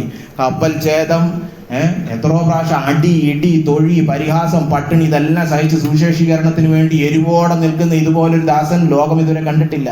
യേശുക്രിസ്തു കഴിഞ്ഞാൽ ഏറ്റവും ശക്തമായിട്ട് സുവിശേഷത്തിന് വേണ്ടി പ്രവർത്തിച്ച ഒരു വ്യക്തി പറയാണ്, മാനസിക ക്ലേശം കാരണം തുറന്നു കിട്ടിയ ഒരു വാതിൽ ഞാൻ വേണ്ടെന്ന് വെച്ചു. അല്ല ചുമ്മാ ഒരു സ്ഥലത്ത് പോയി അവിടെ ശുശ്രൂഷ ചെയ്യാൻ പോസിബിലിറ്റി അല്ല, തുറന്നു കിട്ടി. ശരിക്കും അവിടെ ആളുകളൊക്കെ മീറ്റിങ്ങിനൊക്കെ വാ ബ്രദറെ, ഞങ്ങൾ വീടൊക്കെ തുറന്നു തരാമെന്ന് പറഞ്ഞിട്ട് പോലും വേണ്ടെന്ന് വെച്ച് പോയി.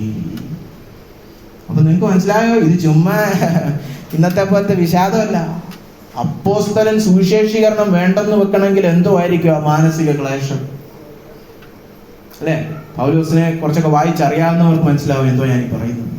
എന്തു വലിയ കാര്യമാണ് ഇപ്പോൾ എഴുതി വെച്ചിരിക്കുന്നത്. നിങ്ങളൊക്കെ ചിലര് ബിരിയാണി വേണ്ടെന്ന് വെക്കുന്നതല്ല, മുൻപ് ബിരിയാണി കിട്ടിയിട്ടും കഴിച്ചില്ല എന്നൊക്കെ പറഞ്ഞു. നിങ്ങൾക്കൊക്കെ ബിരിയാണി ആയിരിക്കും. അപ്പോസ്തലനെ സുവിശേഷീകരണം, ശുശ്രൂഷ, ക്രിസ്തു, അത് വേണ്ടെന്ന് വെക്കുവാൻ തക്കവണ്ണം ഉള്ളി മാനസിക ക്ലേശം വന്നു. അപ്പോൾ അതൊക്കെ അനുഭവിച്ചിട്ടായി പറയുന്നത്, അല്ലാതെ ചുമ്മാ ഒരു കത്ത് എഴുതി കത്ത് തിരിച്ചു കിട്ടിയില്ല, അങ്ങനെ ഒരു വെറുതെ ഒരു സാധാരണ പൈങ്കിളി ലെവലിലുള്ള ഒരു എന്താ പറയുക കഷ്ടതയെ കുറിച്ചല്ല ഇവിടെ പറയുന്നത്. അവനറിയാം എന്താണ് സങ്കടം, എന്താണ് മാനസിക ക്ലേശം. അതിൻ്റെ നടുവിൽ നിന്നുകൊണ്ടാണ് അപ്പോസ്തലൻ പറയുന്നത്, എങ്കിലും ആശ്വാസം പെരുകുന്നു, ഞാൻ അനുഭവിച്ചിട്ടുണ്ട്. എങ്ങനെ ദൈവം പൗലോസിനെ ആശ്വസിപ്പിച്ച്? 2 കൊരിന്ത്യർ 7:5-7 വരെയുള്ള വാക്യങ്ങൾ. 7:5-7 വരെയുള്ള വാക്യങ്ങൾ. അപ്പൊ നേരത്തെ നമ്മൾ വായിച്ചു, ത്രോആസിൽ എനിക്ക് സ്വസ്ഥതയില്ലായിരുന്നു, അതുകൊണ്ട് ഞാൻ എന്ത് ചെയ്തു? അവരെ വിട്ട് മക്കതോനിയെ പോയപ്പോ എന്താ പറ്റി? അവിടെ പോയപ്പോഴും സുഖമില്ല. അപ്പൊ കണ്ടോ, സ്ഥലം വിട്ടിട്ടൊന്നും ഒരു കാര്യമില്ല. അല്ല, ചിലർ വിചാരിക്കും ഇവിടെ വിട്ട് ഒരു വെക്കേഷന് പോയാൽ കുറച്ച് മാനസിക സുഖം കിട്ടും. ചിലരങ്ങനെ ചിന്തിക്കാറില്ല. ഒന്ന് മനസ്സൊക്കെ വന്നു. ഇല്ല, നിങ്ങളുടെ പ്രശ്നം നിങ്ങളുടെ ഉള്ളിലാണ്.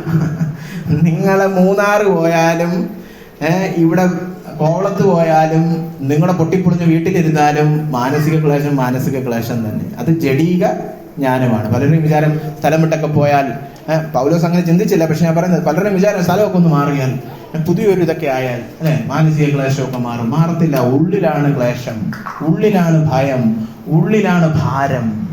അപ്പൊ മക്കതോനിയെ പോയിട്ടും നമുക്കൊരു സ്വസ്ഥതയും ലഭിച്ചില്ല. വായിച്ചാട്ടെ. എല്ലാ വിധത്തിലും കഷ്ടം, അകത്ത് ഭയം. കേട്ടോ, പുറത്ത് യുദ്ധം എന്ന് മലയാളം ബൈബിളിൽ ട്രാൻസ്ലേറ്റ് ചെയ്തിരിക്കുന്നതിനോട് എനിക്ക് അത്ര യോജിപ്പില്ല. പുറത്ത് സംഘർഷം, കോൺഫ്ലിക്റ്റ് എന്നുള്ള അർത്ഥത്തിലാണ്. പുറത്ത് സംഘർഷം, ഭയങ്കരമായ സംഘർഷം. പുറത്തും സ്വസ്ഥതയില്ല, അകത്ത് ഭയം. കണ്ടോ, മാനസിക നിലവാരം അപ്പോസ്തലന്റെ. പുറത്ത് ഭയങ്കര കലുഷിതമായ കാര്യം, എല്ലാം പ്രശ്നം, അകത്ത് ഭയം. നിങ്ങൾ ചിലരൊക്കെ ഇന്നായിരിക്കും അപ്പോസ്തലനായ പൗലോസിനെ ഇതുപോലെ പച്ചയായിട്ട് കാണുന്നത് അല്ലേ? നമ്മൾ കേട്ടിട്ടുള്ള പ്രസംഗത്തിലൊക്കെ അപ്പോസ്തലനായ പൗലോസ് ഏതോ അമാനുഷികനായ മനുഷ്യൻ കടന്നു വന്നിട്ട് അങ്ങോട്ട് മലമറിക്കുന്ന മനുഷ്യനായിട്ട് കേട്ടിട്ടുള്ളൂ. ഇതാണ് ശരിയായ അപ്പോസ്തലൻ. ഉള്ളിൽ ഭയം, പുറത്ത് സംഘർഷം. മാറി. വാട്സാപ്പ് സ്റ്റാറ്റസ് അവിടെ തീരുന്നില്ല. എങ്കിലും എളിയവരെ ആശ്വസിപ്പിക്കുന്ന ദൈവം സന്തോഷം, സ്തോത്രം. കാത്തിരുന്ന ഉത്തരം കിട്ടി. തീത്തോസിന്റെ വരവിനാൽ ഞങ്ങളെ ആശ്വസിപ്പിച്ചു. കാത്തിരുന്ന വിഷയത്തിന്റെ ഉത്തരം ലഭിച്ചു. കാത്തിരിപ്പിന് വിരാമമായി. സ്തോത്രം. വായിച്ചാട്ടെ. അവന്റെ വരവിനാൽ മാത്രമല്ല, അവന് നിങ്ങളെ കൊണ്ട് ലഭിച്ച ആശ്വാസത്താലും കൂടെ നിങ്ങളുടെ വാഞ്ച വാഞ്ചയും നിങ്ങളുടെ വിലാപവും എനിക്കായുള്ള നിങ്ങളുടെ എരിവും ഞങ്ങളോട് അറിയിച്ചതിനാൽ തന്നെ. നിങ്ങളെ കുറിച്ചുള്ള കാര്യങ്ങളൊക്കെ എനിക്ക് അറിയാൻ പറ്റി. നിങ്ങൾ എങ്ങനെ ഇരിക്കുന്നു, നിങ്ങൾക്ക് എന്നോടുള്ള സ്നേഹം എങ്ങനെ ഇരിക്കുന്നു, ഞാൻ അയച്ച കത്തിനോട് നിങ്ങൾ എങ്ങനെ പ്രതികരിച്ചു, എല്ലാ ആങ്സൈറ്റി, ആകുല ചിന്തകൾക്കും അറുതി വരുത്തി. അപ്പൊ കണ്ടോ എങ്ങനെ ദൈവം പൗലോസിനെ ആശ്വസിപ്പിച്ച് കാത്തിരിപ്പിന് വിരാമം ഇട്ടുകൊണ്ടൊരു ദൈവപ്രവൃത്തി അവൻ അനുഭവിച്ചു അല്ലെ. അവൻ ഭയമൊന്ന പോലൊന്നും സംഭവിച്ചില്ല. അവൻ വ്യാകുലപ്പെട്ടിരുന്ന വിഷയത്തിലൊക്കെ ദൈവം ശുഭമായ ഒരു അന്ത്യം അവന് കൊടുത്തു. അപ്പൊ ഞാനിന്ന് നിങ്ങളോട് ചോദിച്ചോട്ടെ, നിങ്ങളും ഇതുപോലെ കഷ്ടതയുടെ ഒരു താഴ്വരയിലാണോ, കാത്തിരിപ്പിന്റെ ഒരു താഴ്വരയിലാണോ, ബുദ്ധിമുട്ടിന്റെ ഒരു താഴ്വരയിലാണോ, എന്തെങ്കിലും ഒരു കാര്യത്തിനായി കാത്തിരിക്കുകയാണോ? ദൈവമേ അതെന്തായി തീരുമെന്ന് അറിഞ്ഞുകൂടെ കർത്താവേ എന്ന് പറഞ്ഞ് കാത്തിരിക്കുകയാണെങ്കിൽ എന്ത് ചെയ്യണം? ഈ കാത്തിരിപ്പിന്റെ വേളയിൽ ജഡീക ജ്ഞാനത്തിലൊന്നും പോകരുത്, ജഡത്തിന്റെ ഉരുട്ട് വിദ്യയിലൊന്നും പോകരുത്, മാനുഷികമായ ബുദ്ധിയിലൊന്നും പോകരുത്. ഇത് ചെയ്താൽ അത് കിട്ടുമായിരിക്കും, അങ്ങനെ ചെയ്താൽ ഇത് നടക്കുമായിരിക്കും. ഒന്നും ചെയ്യരുത്, അടങ്ങിയിരിക്കുക. എവിടെ അടങ്ങിയിരിക്കണം? ദൈവത്തിന്റെ കൃപയിൽ അടങ്ങിയിരിക്കണം. അടങ്ങിയിരിക്കുവാൻ അവൻ എന്ത് നൽകും? ആശ്വാസം പകർന്നു നൽകും, ബലം നൽകും, ധൈര്യം നൽകും, നമുക്ക് കാത്തിരിക്കുവാനുള്ള കൃപ നൽകും. എന്നിട്ട് ആ കാത്തിരിപ്പിന്റെ അന്ത്യം ശുഭമായ ഒരു ദൈവപ്രവൃത്തി കാണുവാൻ നിങ്ങളെ സഹായിക്കും. പറഞ്ഞാൽ മനസ്സിലായോ? ദൈവകൃപയിൽ ആശ്രയിക്കുമെങ്കിൽ ഇപ്പോൾ ആ വിഷയത്തിന്റെ അന്ത്യം കാണുന്നതിന് മുൻപേ തന്നെ ഇപ്പോൾ എനിക്ക് സമാധാനവും ആശ്വാസവും അനുഭവിക്കുവാൻ കഴിയും. പക്ഷെ എന്ത് ചെയ്യണം? എൻ്റെ ജഡത്തിലുള്ള എൻ്റെ ആശ്രയം വിട്ടേച്ച് ഞാൻ ദൈവത്തിൽ ആശ്രയിക്കണം, അവൻ്റെ കൃപയിൽ ആശ്രയിക്കണം. എൻ്റെ മിടുക്ക് കൊണ്ടല്ല, എൻ്റെ മേന്മ കൊണ്ടല്ല, എൻ്റെ കഴിവ് കൊണ്ടല്ല ഈ പ്രശ്നത്തിൻ്റെ പരിഹാരം കടന്നു വരാൻ പോകുന്നത്. ഞാൻ അവനിൽ ആശ്രയിക്കണം, ഞാൻ അവനിലേക്ക് ചാരണം. അപ്പോൾ അവൻ എന്തു നൽകും? കഷ്ടതയിൽ എനിക്ക് എന്താ പറയുക, പെരുകുന്നത് പോലെ, അവനോട് കൂട്ടായ്മയുള്ളതുപോലെ ക്രിസ്തുവിനാൽ ഞങ്ങൾക്ക് ആശ്വാസം പെരുകുന്നു, ആശ്വാസം പെരുകുന്നു. അതുകൊണ്ട് കഷ്ടതയിൽ ദൈവകൃപയിൽ ആശ്രയിച്ചാൽ നിങ്ങൾക്ക് ആശ്വാസം ലഭിക്കും. ഒന്നാമതായിട്ട്. ഇനി രണ്ടാമതായിട്ട് അതിൻ്റെ 8 മുതൽ 11 വരെയുള്ള വാക്യങ്ങളാണ്. 8 മുതൽ 11 വായിക്കാമോ?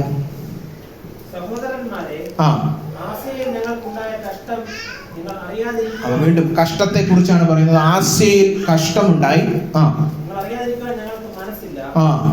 ജീവനോടിരിക്കുമോ എന്ന് നിരാശ തോന്നുന്നു. നിരാശ കടന്നു വന്നു. കഷ്ടതയുടെ നടുവിൽ ഞങ്ങൾ നിരാശ അനുഭവിച്ചു. ഞങ്ങൾ ശക്തിക്ക് മീതെ അത്യന്തം ഭാരപ്പെട്ടു. അത്യന്തം, ഞങ്ങൾക്ക് താങ്ങുവാൻ പറ്റുന്നതിനും അധികമായിരുന്നു ആ കഷ്ടം. അതേ ഞങ്ങളിലല്ല, മരിച്ചവരെ ഉയർപ്പിക്കുന്ന ദൈവത്തിൽ തന്നെ ആശ്രയിക്കുവാൻ തക്കവണ്ണം ഞങ്ങൾ മരിക്കുമെന്നുള്ളിൽ നിർണയിക്കേണ്ടി വന്നു. ഈ കഷ്ടതയിൽ ഞങ്ങൾ ഇതോടെ തീർന്നു പോകുമെന്ന് നമ്മൾ ചിന്തിക്കുവാനുള്ള എല്ലാ കാരണങ്ങളും ഉണ്ടായിരുന്നു. സാഹചര്യങ്ങളെ, ചുറ്റുമുള്ള സാഹചര്യങ്ങളെ നോക്കിക്കഴിഞ്ഞാൽ ഈ കഷ്ടതയോടെ എൻ്റെ ജീവിതം അവസാനിക്കുമെന്ന് ഞങ്ങൾ നിരൂപിക്കുവാൻ സാമാന്യ ബുദ്ധിയിൽ ചിന്തിച്ച എല്ലാ കാരണങ്ങളുമുള്ള അത്ര ഭാരമേറിയ കഷ്ടതയായിരുന്നു, അത്രയ്ക്ക് നിരാശ കയറിയ ഒരു കഷ്ടതയായിരുന്നു. ഇതോടെ തീർന്നു ജീവിതം, ഞാൻ എന്താ മരിക്കാൻ പോകുന്നേന്ന് തോന്നുന്ന കഷ്ടത. ചില കഷ്ടതകൾ വരുമ്പോൾ അങ്ങനെ തോന്നാറില്ലേ? ഇതോടെ എൻ്റെ ജീവിതം തീർന്നു, ഇതെൻ്റെ അന്ത്യം, ഇതിനപ്പുറം കടക്കാൻ ഒരു വഴിയുമില്ല എന്ന് തോന്നുന്ന രീതിയിൽ ഇവരും കഷ്ടതയും ഭാരവും അനുഭവിച്ചു. വായിച്ചാട്ടെ. ഇത്ര ഭയങ്കര മരണത്തിൽ നിന്ന് ദൈവം ഞങ്ങളെ വിടുവിച്ചു, വിടുവിക്കുകയും ചെയ്യും. അവൻ മേലാരം വിടുവിക്കും എന്ന് ഞങ്ങൾ അവനിൽ ആശ വെച്ചുമിരിക്കുന്നു.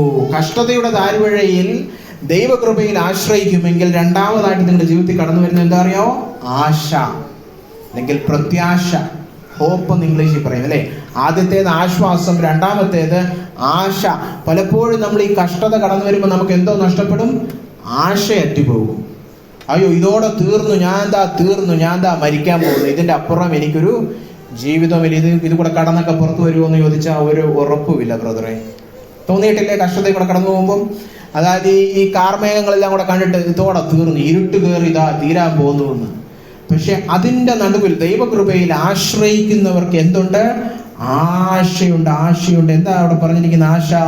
ഇത്ര ഭയങ്കര മരണത്തിൽ നിന്നും ദൈവം ഞങ്ങളെ വിടുവിക്കുകയും ചെയ്യും, അവൻ മേലാലും വിടുവിക്കുമെന്നുള്ള ആശ അവനിൽ വെച്ചുമിരിക്കുന്നു. അപ്പൊ ഈ പ്രശ്നത്തിൽ മാത്രമല്ല വിടുതൽ, ഇതിനു മുമ്പും വന്നിട്ടുണ്ട്, ഇതിലും വരും, ഇനി വരാനുള്ളതിലും വരുമെന്നുള്ള പൂർണ്ണമായ ഒരു ഉറപ്പുള്ള ആശ. അല്ലെ? ഭൂതകാലമാകട്ടെ, വർത്തമാനകാലമാവട്ടെ, ഭാവി കാലമാകട്ടെ, ദൈവം വിശ്വസ്തനാണ്.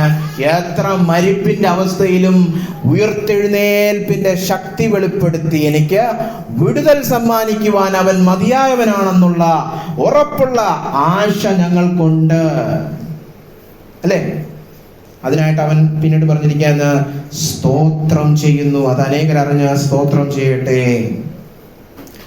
അപ്പൊ ഇവിടെ പറഞ്ഞിരിക്കുന്നല്ലോ, എന്തുകൊണ്ടാണ് ഇങ്ങനത്തെ കഷ്ടതയൊക്കെ ദൈവം അനുവദിക്കുന്നേ? ഞങ്ങളിലല്ല, മരിച്ചവരെ ഉയർപ്പിക്കുന്ന ദൈവത്തിൽ തന്നെ ആശ്രയിപ്പാൻ തക്കവണ്ണം. അപ്പോൾ വീണ്ടും ദൈവത്തിൽ ആശ്രയിക്കുവാൻ വേണ്ടി നമ്മളെ ഒന്ന് മെനയാൻ വേണ്ടിയിട്ട് ഇങ്ങനത്തെ കഷ്ടതയൊക്കെ കടന്നു വരുന്നത്. എന്നെ കൊണ്ട് കഴിയത്തില്ല കർത്താവ് എന്ന് നമ്മൾ കൈ മലർത്തി കാണിക്കണം ദൈവത്തിന് മുന്നിൽ. അപ്പൊ കൈ ഇങ്ങനൊക്കെ പിടിച്ചോണ്ടിരിക്കുന്നവന് അത്രയും ഭാരം അങ്ങോട്ട് കൊടുക്കും.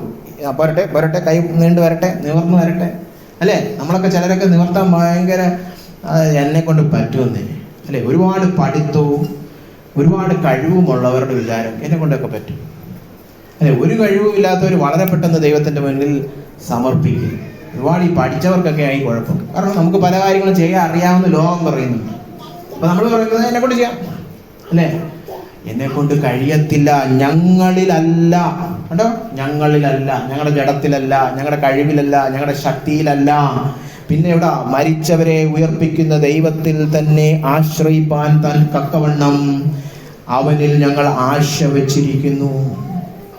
എന്നിട്ട് എന്ത് സംഭവിച്ചു? ഇവ മരിക്കും എന്നൊക്കെ നിരൂപിച്ചെങ്കിലും അവിടെ പറഞ്ഞിരിക്കുന്ന കേട്ടോ, ഭയങ്കര മരണത്തിൽ നിന്ന് ദൈവം ഞങ്ങളെ വിടുവിച്ചു. എന്തുവായി സംഭവിച്ചത്? ആസ്യ എന്ന് പറഞ്ഞ ഒരു പ്രദേശത്തെ കുറിച്ചാണ് ഈ പറയുന്നത്. അത് ഇന്നത്തെ കാലത്ത് തുർക്കി. അപ്പൊ എഫസോസ് പട്ടണത്തിൽ സംഭവിച്ച ഒരു കലാപത്തെ കുറിച്ചാണ് ഇവിടെ പറയുന്നത്. അല്ലെ? എഫസോസ് പട്ടണത്തിൽ അപ്പോസ്തലനായ പൗലോസ് പോയി 3 വർഷം ശുശ്രൂഷിച്ചു. ഒരു അപ്പോസ്തലന്റെ ശുശ്രൂഷ എടുത്ത് പഠിക്കുകയാണെങ്കിൽ ഇതുപോലെ സമയദൈർഘ്യം ഉള്ള വേറൊരു സ്ഥലവുമില്ല. ഇത്രത്തോളം സമയം പൗലോസ് വേറെ ഒരിടത്തും തങ്ങിയിട്ടില്ല. മറ്റുള്ളിടത്തൊക്കെ ഒരു കുറച്ച് നാൾ അല്ലെങ്കിൽ 18 മാസം എന്നൊക്കെ പറഞ്ഞൊക്കെ പോകും. എഫസോസിലാണ് 3 വർഷം. അതിൽ തന്നെ 2 വർഷം തുറന്നോസുകാരന്റെ പാഠശാലയിൽ നമ്മുടെ വെനസ്ഡേ ബൈബിൾ സ്റ്റഡി പോലെ ദിനംതോറും, അവിടെ വെനസ്ഡേ അല്ല, ഡെയിലി ആയിരുന്നു, എല്ലാ ദിവസവും ലഞ്ച് ബ്രേക്ക് മിനിസ്ട്രി നടത്തിക്കൊണ്ടിരിക്കുകയായിരുന്നു. ഉച്ചഭക്ഷണ സമയത്ത്, അന്നത്തെ കാലത്ത് ഉച്ചഭക്ഷണം 5 മണിക്കൂറാണ്. കാരണം അവർ 7 മുതൽ രാവിലെ ഒരു 12 മണി വരെ ജോലി ചെയ്യും, പിന്നെ 12 മുതൽ ഒരു 5 മണി വരെ ഉറങ്ങും, പിന്നെ വൈകുന്നേരം 5 തൊട്ട് പിന്നെ കുറച്ച് സമയം 7, 8, 9 മണി വരെ പിന്നെയും ജോലി ചെയ്യും. അതായിരുന്നു അവിടുത്തെ ഒരു സംസ്കാരം. ഇന്നും നമ്മൾ ആ പ്രദേശങ്ങളിൽ മെഡിറ്ററേനിയൻ കൾച്ചറിൽ പോയാൽ അറിയാം, അവിടെ ഇപ്പോഴും അങ്ങനെ ഉച്ചയ്ക്ക് നീണ്ട ഒരു ബ്രേക്ക് ഉണ്ട്. അതിന് സിയസ്റ്റ എന്നാണ് ഇംഗ്ലീഷിൽ പറയുന്നത്, അല്ലെങ്കിൽ ആ ഭാഷയിൽ പറയുന്നത്. ഇപ്പോഴും നമ്മൾ പശ്ചിമ ബംഗാളിൽ പോയാൽ അറിയാം, ഉച്ചയ്ക്ക് ശേഷം കടയൊന്നുമില്ല, എല്ലാവരും ഉറക്കം. 2 തൊട്ട് 4 വരെ കടയൊക്കെ അടച്ചിട്ടിരിക്കുക, എല്ലാവരും ഉറക്കം, വിശ്രമം. അല്ലേ? അപ്പോൾ അങ്ങനത്തെ സംസ്കാരങ്ങളുണ്ട്. ഇച്ചിരി വിശ്രമത്തിന് കൂടുതൽ പ്രാധാന്യം കൊടുക്കും. അപ്പോൾ ആ സമയം 11 മണി മുതൽ 4 മണി അല്ലെങ്കിൽ 5 മണി സമയത്ത് തുറന്നോസ് എന്ന് പറഞ്ഞ ഒരു വ്യക്തിയുടെ പാഠശാലയിൽ ഇതുപോലെ അപ്പോസ്തലൻ 2 വർഷം വചനം പഠിപ്പിച്ചു. അല്ലേ? അങ്ങനെ വളരെ ശക്തമായിട്ട് അവിടെ ശുശ്രൂഷ ചെയ്തപ്പോൾ എന്ത് പറ്റി? ശക്തമായ പീഡ അവിടെ ഉണ്ടായി. കാരണം എന്താ?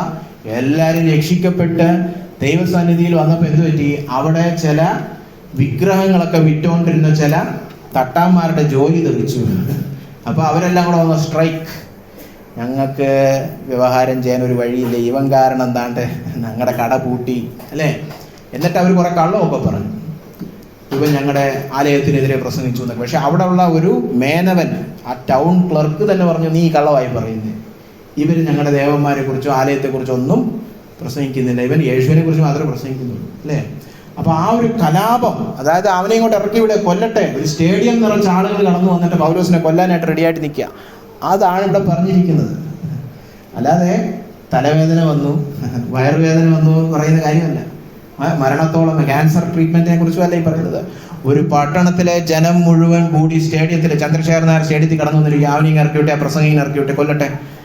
അതാണ് പറഞ്ഞത്, ഇതോടെ തീരാൻ പോവാ, മരണം എന്താ കടന്നു വരികയാണെന്ന്. അത്ര വലിയ ഭീകരമായ ഒരു അന്തരീക്ഷത്തിൽ നിന്നുകൊണ്ടാണ് അപ്പോസ്തലൻ ഈ കാര്യം പറയുന്നത്. ഈ ഭയങ്കര മരണത്തിൽ നിന്നും ദൈവം ഞങ്ങളെ വിടുവിച്ചു. എങ്ങനെ വിടുവിച്ചേ? അവിടെ ആ പട്ടണത്തിലുള്ള ഒരു ജാതീയനായ അവിശ്വാസി തന്നെ വന്നിരുന്നത്, നീ കടന്നു പോടേ, നിങ്ങൾക്ക് വല്ല പ്രശ്നമുണ്ടെ കോടതിയിൽ പോകും, അല്ല ഇവിടെ കിടന്ന് ഈ വെള്ളം വെക്കരുതെന്ന് അല്ലേ. അത് വിശ്വാസികൾ ആരും ഇടപെടേണ്ടി പോലും വന്നില്ല, ദൈവമായിട്ട് തന്നെ അത് അഴിച്ചുവിട്ടു അല്ലേ. ഭയങ്കര മരണത്തിൽ നിന്ന് ദൈവം ഞങ്ങളെ വിടുവിച്ചു. ഇതാണ് കഷ്ടതയുടെ താഴ്വരയിൽ ദൈവകൃപയിൽ ആശ്രയിക്കുന്ന ഒരു വ്യക്തിക്കുണ്ടാവുന്ന ആശ. അത് കഷ്ടതയിൽ മാത്രമല്ല, ജീവിത അന്ത്യത്തോളം നമുക്ക് കാണും. ഇതേ അപ്പോസ്തലൻ തന്നെ 2 തിമോത്തി 4 അധ്യായം 16 മുതൽ 18 വരെയുള്ള വാക്യങ്ങൾ പറയുന്നു കേൾക്കാം. തൻ്റെ അവസാനത്തെ ലേഖനമാണ്, മരിക്കാനായിട്ട് പോവുകയാണ്, തൻ്റെ തല ഛേദിക്കാൻ പോവുകയാണ് അപ്പോസ്തലന്റെ. അതിന് തൊട്ടു മുമ്പ് എഴുതിയ ലേഖനമാണ് ഇത് 2 തിമോത്തി. ആ 2 തിമോത്തി 4:16 മുതൽ 18. ഞാൻ എന്നെ കോടതി അവനെ റോമ ചക്രവർത്തിയുടെ മുമ്പിൽ കൊണ്ടുപോയി. അവിടുത്തെ കോടതിയിൽ അവനെ ശിക്ഷിക്കാൻ വേണ്ടി കൊണ്ടുപോയപ്പോൾ ആ 1ാം പ്രാവശ്യം ഞാൻ അവിടെ കടന്നു പോയപ്പോൾ ഒരൊറ്റ വിശ്വാസിയും വന്നില്ല. ഒരാളും കടന്നു പോയില്ല. അപ്പൊ വാട്സാപ്പ് സ്റ്റാറ്റസ് ഇടാൻ സമയമായി. ഒരുത്തനും ഞാൻ എത്ര കഷ്ടപ്പെട്ടൊക്കെ ശുശ്രൂഷിച്ചു, ഒരുത്തനും തിരിഞ്ഞു നോക്കിയില്ല. അങ്ങനെ വല്ലതും പറയുന്നുണ്ടോ അവിടെ? വായിച്ചാട്ടെ. എല്ലാവരും എന്നെ കൈവിട്ടു.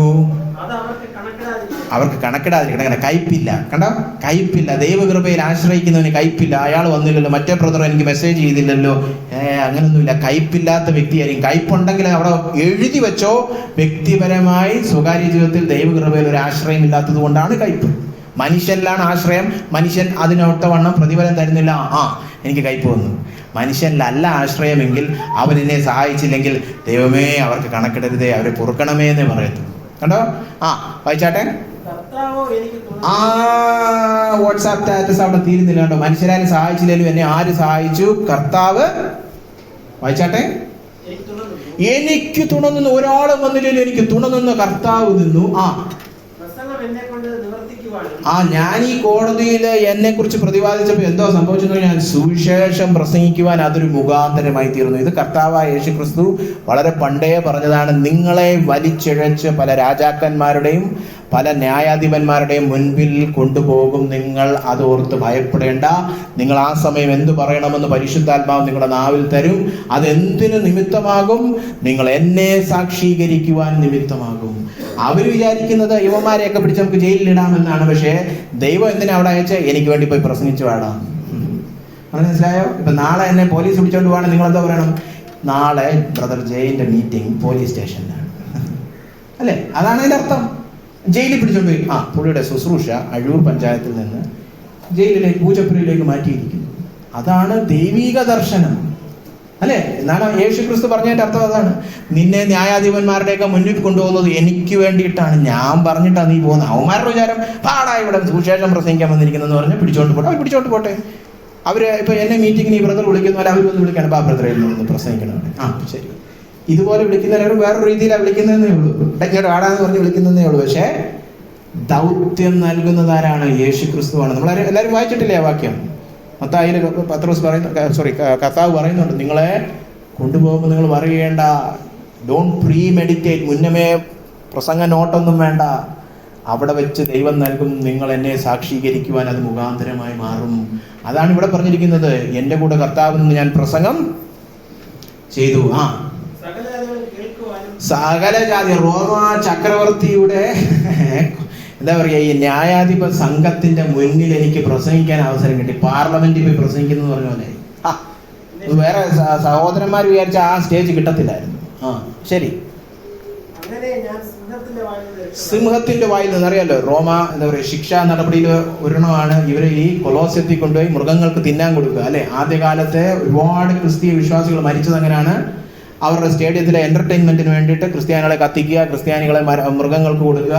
അപ്പൊ അങ്ങനെ സിംഹത്തിന്റെ വായിൽ നിന്ന് ഞാൻ ഒഴിവായി ആദ്യത്തെ പ്രാവശ്യം. പിന്നീട് ഒഴിവായില്ല കേട്ടോ. പിന്നെ വായിച്ചാട്ടെ. സകല ദുഷ്പ്രവൃത്തികളിൽ നിന്നും വിടുവിച്ച് സ്വർഗീയ രാജ്യത്തിനായി രക്ഷിക്കും. കണ്ടോ, ഇവിടെ പറഞ്ഞതും അത് തന്നെയല്ലേ?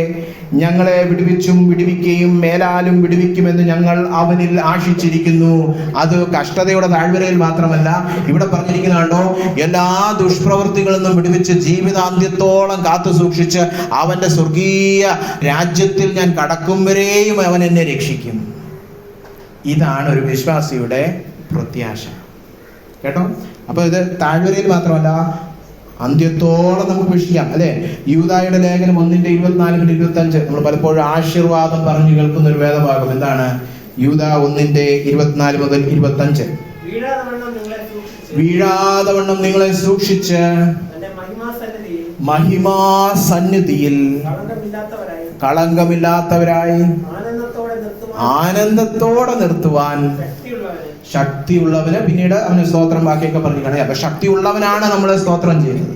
വീഴാതെ വണ്ണം തുടർമാനമായി അന്ത്യത്തോളം നിങ്ങളെ കാത്തു സൂക്ഷിച്ച് അവന്റെ സന്നിധിയിൽ എത്തിക്കും വരെ നിങ്ങളെ വിടുവിക്കുവാനും രക്ഷിക്കുവാനും കരുതുവാനും കാത്തു സൂക്ഷിക്കുവാനും കഴിയുന്നവനാണ് ഈ ദൈവം. അതുകൊണ്ട് കഷ്ടതയുടെ താഴ്വരയിൽ നിങ്ങളിൽ ആശ്രയിക്കാതെ ദൈവത്തിൽ ആശ്രയിക്കും അല്ലെ. അതാണ് നമ്മുടെ ആശ. അതുകൊണ്ട് നിങ്ങളോട് ഞാൻ ചോദിച്ചു കൊള്ളട്ടെ, ഇതുപോലെ മരണത്തിന്റെ അവസ്ഥ, അതായത് ഇതോടെ തീർന്നു, ഇത് അസാധ്യമാണ് ഇതിൽ നിന്ന് പുറത്തേക്ക് വരുവാൻ അല്ലെ. അങ്ങനത്തെയൊക്കെ പ്രശ്നത്തിൽപ്പെട്ട ഒരുപാട് പേര് നമ്മൾ ശുശ്രൂഷ കാണാറുണ്ട്. ഇതിൽ നിന്ന് പുറത്തു വരാൻ ഇനി ഒരു വഴിയില്ല ബ്രദറെ, അസാധ്യമാണ്. ഈ വിഷയത്തിൽ ഇനി വേറെ ഒന്നും സംഭവിക്കാൻ പോകുന്നില്ല. അവരോട് പറയും നമ്മൾ ദൈവത്തിൽ ആശ്രയിക്കുക, അപ്പോൾ അവിടെ അത്ഭുതം സംഭവിക്കും അല്ലേ. അങ്ങനെ എത്രയോ പേരുടെ നമ്മൾ കഥകൾ കേട്ടിട്ടുണ്ട്. മിഷൻ ഫീൽഡൊക്കെ പോയ ഒരുപാട് അങ്ങനത്തെ കഥകൾ കേട്ടിട്ടുണ്ട്. പല വിധത്തിലുള്ള കോടതി കേസും ജയിലും എല്ലാം. ഈ വ്യക്തി ഇനി അവിടെ ജയിലിലെങ്ങാനും കുഴിച്ചിടുന്നതായിരിക്കും നല്ലതെന്ന് പറയുന്ന വ്യക്തികളുടെ ജീവിതത്തിൽ പോലും ദൈവം അത്ഭുതം ചെയ്ത് അവരെ വിടുവിച്ചിട്ടുണ്ട് അല്ലെ. കടബാധിതർ മുടിഞ്ഞു പോയവരെ വിടുവിച്ചിട്ടുണ്ട്, രോഗാവസ്ഥയിലിരുന്നവരെ വിടുവിച്ചിട്ടുണ്ട്, വേറെ പല വിധത്തിലുള്ള പ്രയാസത്തിലും എന്താ പറയാ ഒരിക്കലും പുറത്തു വരാൻ പറ്റാത്ത ചില കോട്ടക്കകത്തൊക്കെ അകപ്പെട്ടു പോയവരെ പോലും ദൈവം വിടുവിച്ചിട്ടുണ്ട്. കാരണം എന്താണ്? ദൈവത്തിന് അസാധ്യമായിട്ടൊന്നുമില്ല. ദൈവത്തിന് അസാധ്യമായിട്ടൊന്നുമില്ല. മരിച്ചവരെ പോലും ഉയർപ്പിക്കുവാൻ കഴിയുന്നവരാണ് നമ്മുടെ ദൈവം. അതുകൊണ്ട് നിങ്ങളുടെ ജീവിതത്തിൽ മരണം പോലെ അസാധ്യമായ ചില തടങ്കൽ പാറകളെ നിങ്ങൾ നോക്കിക്കാണുന്നുണ്ടെങ്കിൽ ഞാൻ നിങ്ങളെ ധൈര്യപ്പെടുത്തട്ടെ, നിങ്ങളിലല്ല ദൈവകൃപയിൽ ആശ്രയിച്ചാൽ വിടുതൽ നിങ്ങൾ ഉറപ്പായിട്ടും രുചിച്ചറിയും. ഇവിടെ അപ്പോസ്തലൻ ധൈര്യത്തോടെ ഏറ്റുപറഞ്ഞ ആ വാക്ക് തന്നെ ആയിരിക്കട്ടെ നിങ്ങളുടെ ഏറ്റുപറച്ചിൽ. അവൻ ഞങ്ങളെ വിടുവിക്കുകയും ചെയ്യും, മേലാലും വിടുവിക്കും. നിങ്ങളത് കാണാപ്പാഠമാക്കി എപ്പോഴും നിങ്ങളെ തന്നെ ധൈര്യപ്പെടുത്തുവാൻ ഏറ്റുപറയുക. ഇതാണ് എൻ്റെ പ്രത്യാശയുടെ ഏറ്റുപറച്ചിൽ. അവൻ വിടുവിക്കുകയും ഇനിയും വിടുവിക്കുകയും മേലാലും വിടുവിച്ച് എന്നെ കാത്തു പരിപാലിക്കാൻ മതിയായവനാണ്. ഞങ്ങളെ വിടുവിക്കുകയും മേലാലും വിടുവിക്കുമെന്ന് ഞങ്ങൾ അവനിൽ ആശ വച്ചിരിക്കുന്നു. ദൈവകൃപയിൽ ആശ്രയിക്കുന്ന വ്യക്തികൾക്ക് ദൈവത്തിൻ്റെ ഉറപ്പായ ആശ കടന്നു വരും, ധൈര്യം കടന്നു വരും. അപ്പോൾ ഒന്നാമതായിട്ട് ആശ്വാസം, രണ്ടാമതായിട്ട് ആശ, മൂന്നാമതായിട്ട് 13 മുതൽ 22 വരെയുള്ള വേദഭാഗമാണ് ഞാൻ ചിന്തിക്കുവാൻ ആഗ്രഹിക്കുന്നത്. മൂന്നാമതായിട്ട് കഷ്ടതയിൽ ദൈവകൃപയിൽ ആശ്രയിച്ചാൽ നമുക്ക് എന്ത് ലഭിക്കും? അഖണ്ഡത. ആ വാക്ക് ഇപ്പൊ പലർക്കും അറിഞ്ഞൂടാ. അതെന്തോ ഈ ഖണ്ഡത അല്ലെ. അഖണ്ഡത എന്ന് മലയാളത്തിൽ പറയുന്നത്, ഇംഗ്ലീഷിൽ ഇന്റഗ്രിറ്റി എന്ന് പറയും. ആദ്യം ഈ മലയാളം വാക്കെന്ന് പറഞ്ഞുകൊള്ളട്ടെ. അഖണ്ഡത എന്ന് പറഞ്ഞാൽ ഖണ്ഡിതമല്ലാത്തത്. അഖണ്ഡിത എന്നാണ് ആക്ച്വൽ മലയാളം. പക്ഷെ നമ്മൾ ഈ സത്യവാങ്മൂലത്തിലൊക്കെ ഈ മന്ത്രിമാരൊക്കെ പറയുന്ന കേട്ടിട്ടുണ്ടോ? ഇന്ത്യയുടെ പരമോധികാരവും അഖണ്ഡതയും ഞാൻ കാത്തുവരും. അങ്ങനെ അഖണ്ഡത എന്ന് പറഞ്ഞ് അഖണ്ഡിത എന്നുള്ള വാക്കിപ്പോ അഖണ്ഡതയായി പോയി. എന്താ ഈ അഖണ്ഡത? ഖണ്ഡിതമാക്കുവാൻ കഴിയാത്തത്. എന്താ ഖണ്ഡിതമാക്കുക എന്ന് പറഞ്ഞാൽ മുറിക്കുവാൻ കഴിയാത്തത്, വിഭജിക്കുവാൻ കഴിയാത്തത് എന്നാണ് അതിന്റെ അർത്ഥം. എല്ലാവർക്കും മനസ്സിലായോ?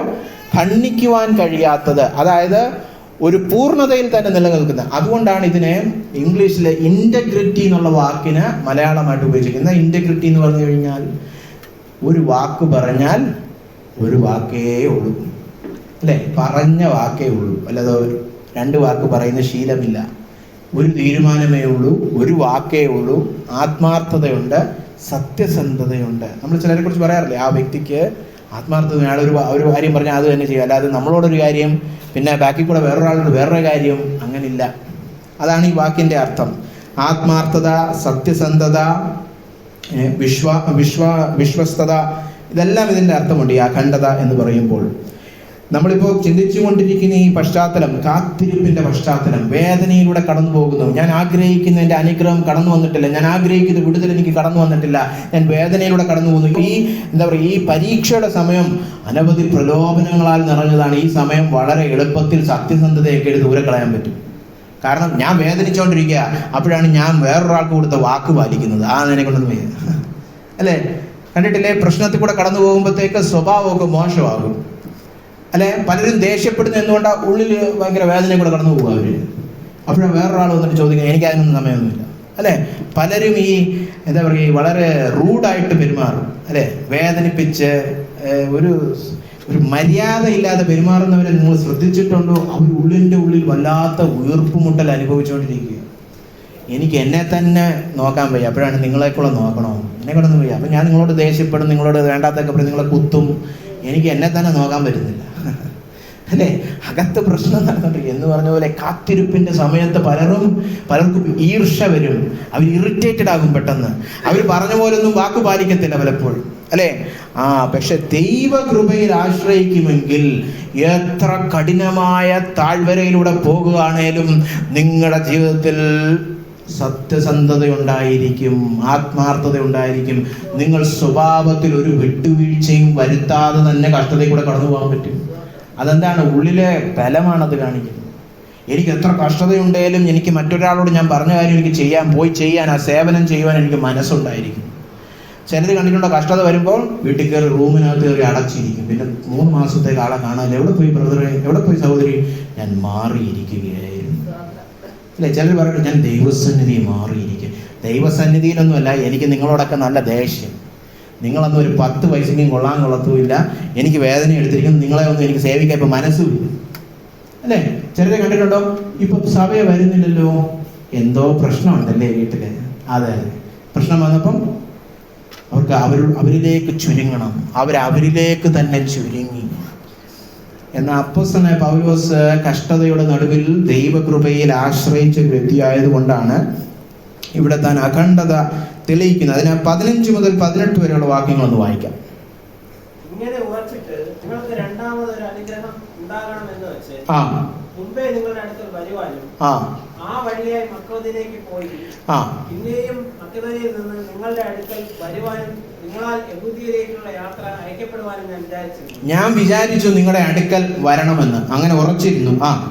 ഇങ്ങനെ വിചാരിച്ചതിൽ ഞാൻ ചാബല്യം കാണിച്ചു. കാരണം ഇതിനിടെ സംഭവിച്ചത് ചരിത്ര സംഭവം എന്താന്ന് വെച്ചാൽ, പൗലോസ് വരാമെന്ന് പറഞ്ഞിട്ട് വന്നില്ല. അപ്പൊ അതാണ് ഇവിടുത്തെ ചരിത്ര സംഭവം. ആ രണ്ടാമത്തെ കത്ത് കൊടുത്തേച്ച് പിന്നെ വരാമെന്ന് പറഞ്ഞിട്ട് വന്നിട്ടില്ല ഇതുവരെ. അപ്പൊ വരാമെന്ന് പറഞ്ഞിട്ട് വരാതിരിക്കുക, അങ്ങനെ വാക്കുമാറ്റി പറയുന്ന ആത്മാർത്ഥതയും സത്യസന്ധതയും ഇല്ലാത്തൊരു വ്യക്തിയാണോ എന്ന് നിങ്ങൾക്ക് സംശയം കാണും. ഇങ്ങനെ വിചാരിച്ചതിൽ ഞാൻ ചാബല്യം കാണിച്ചു.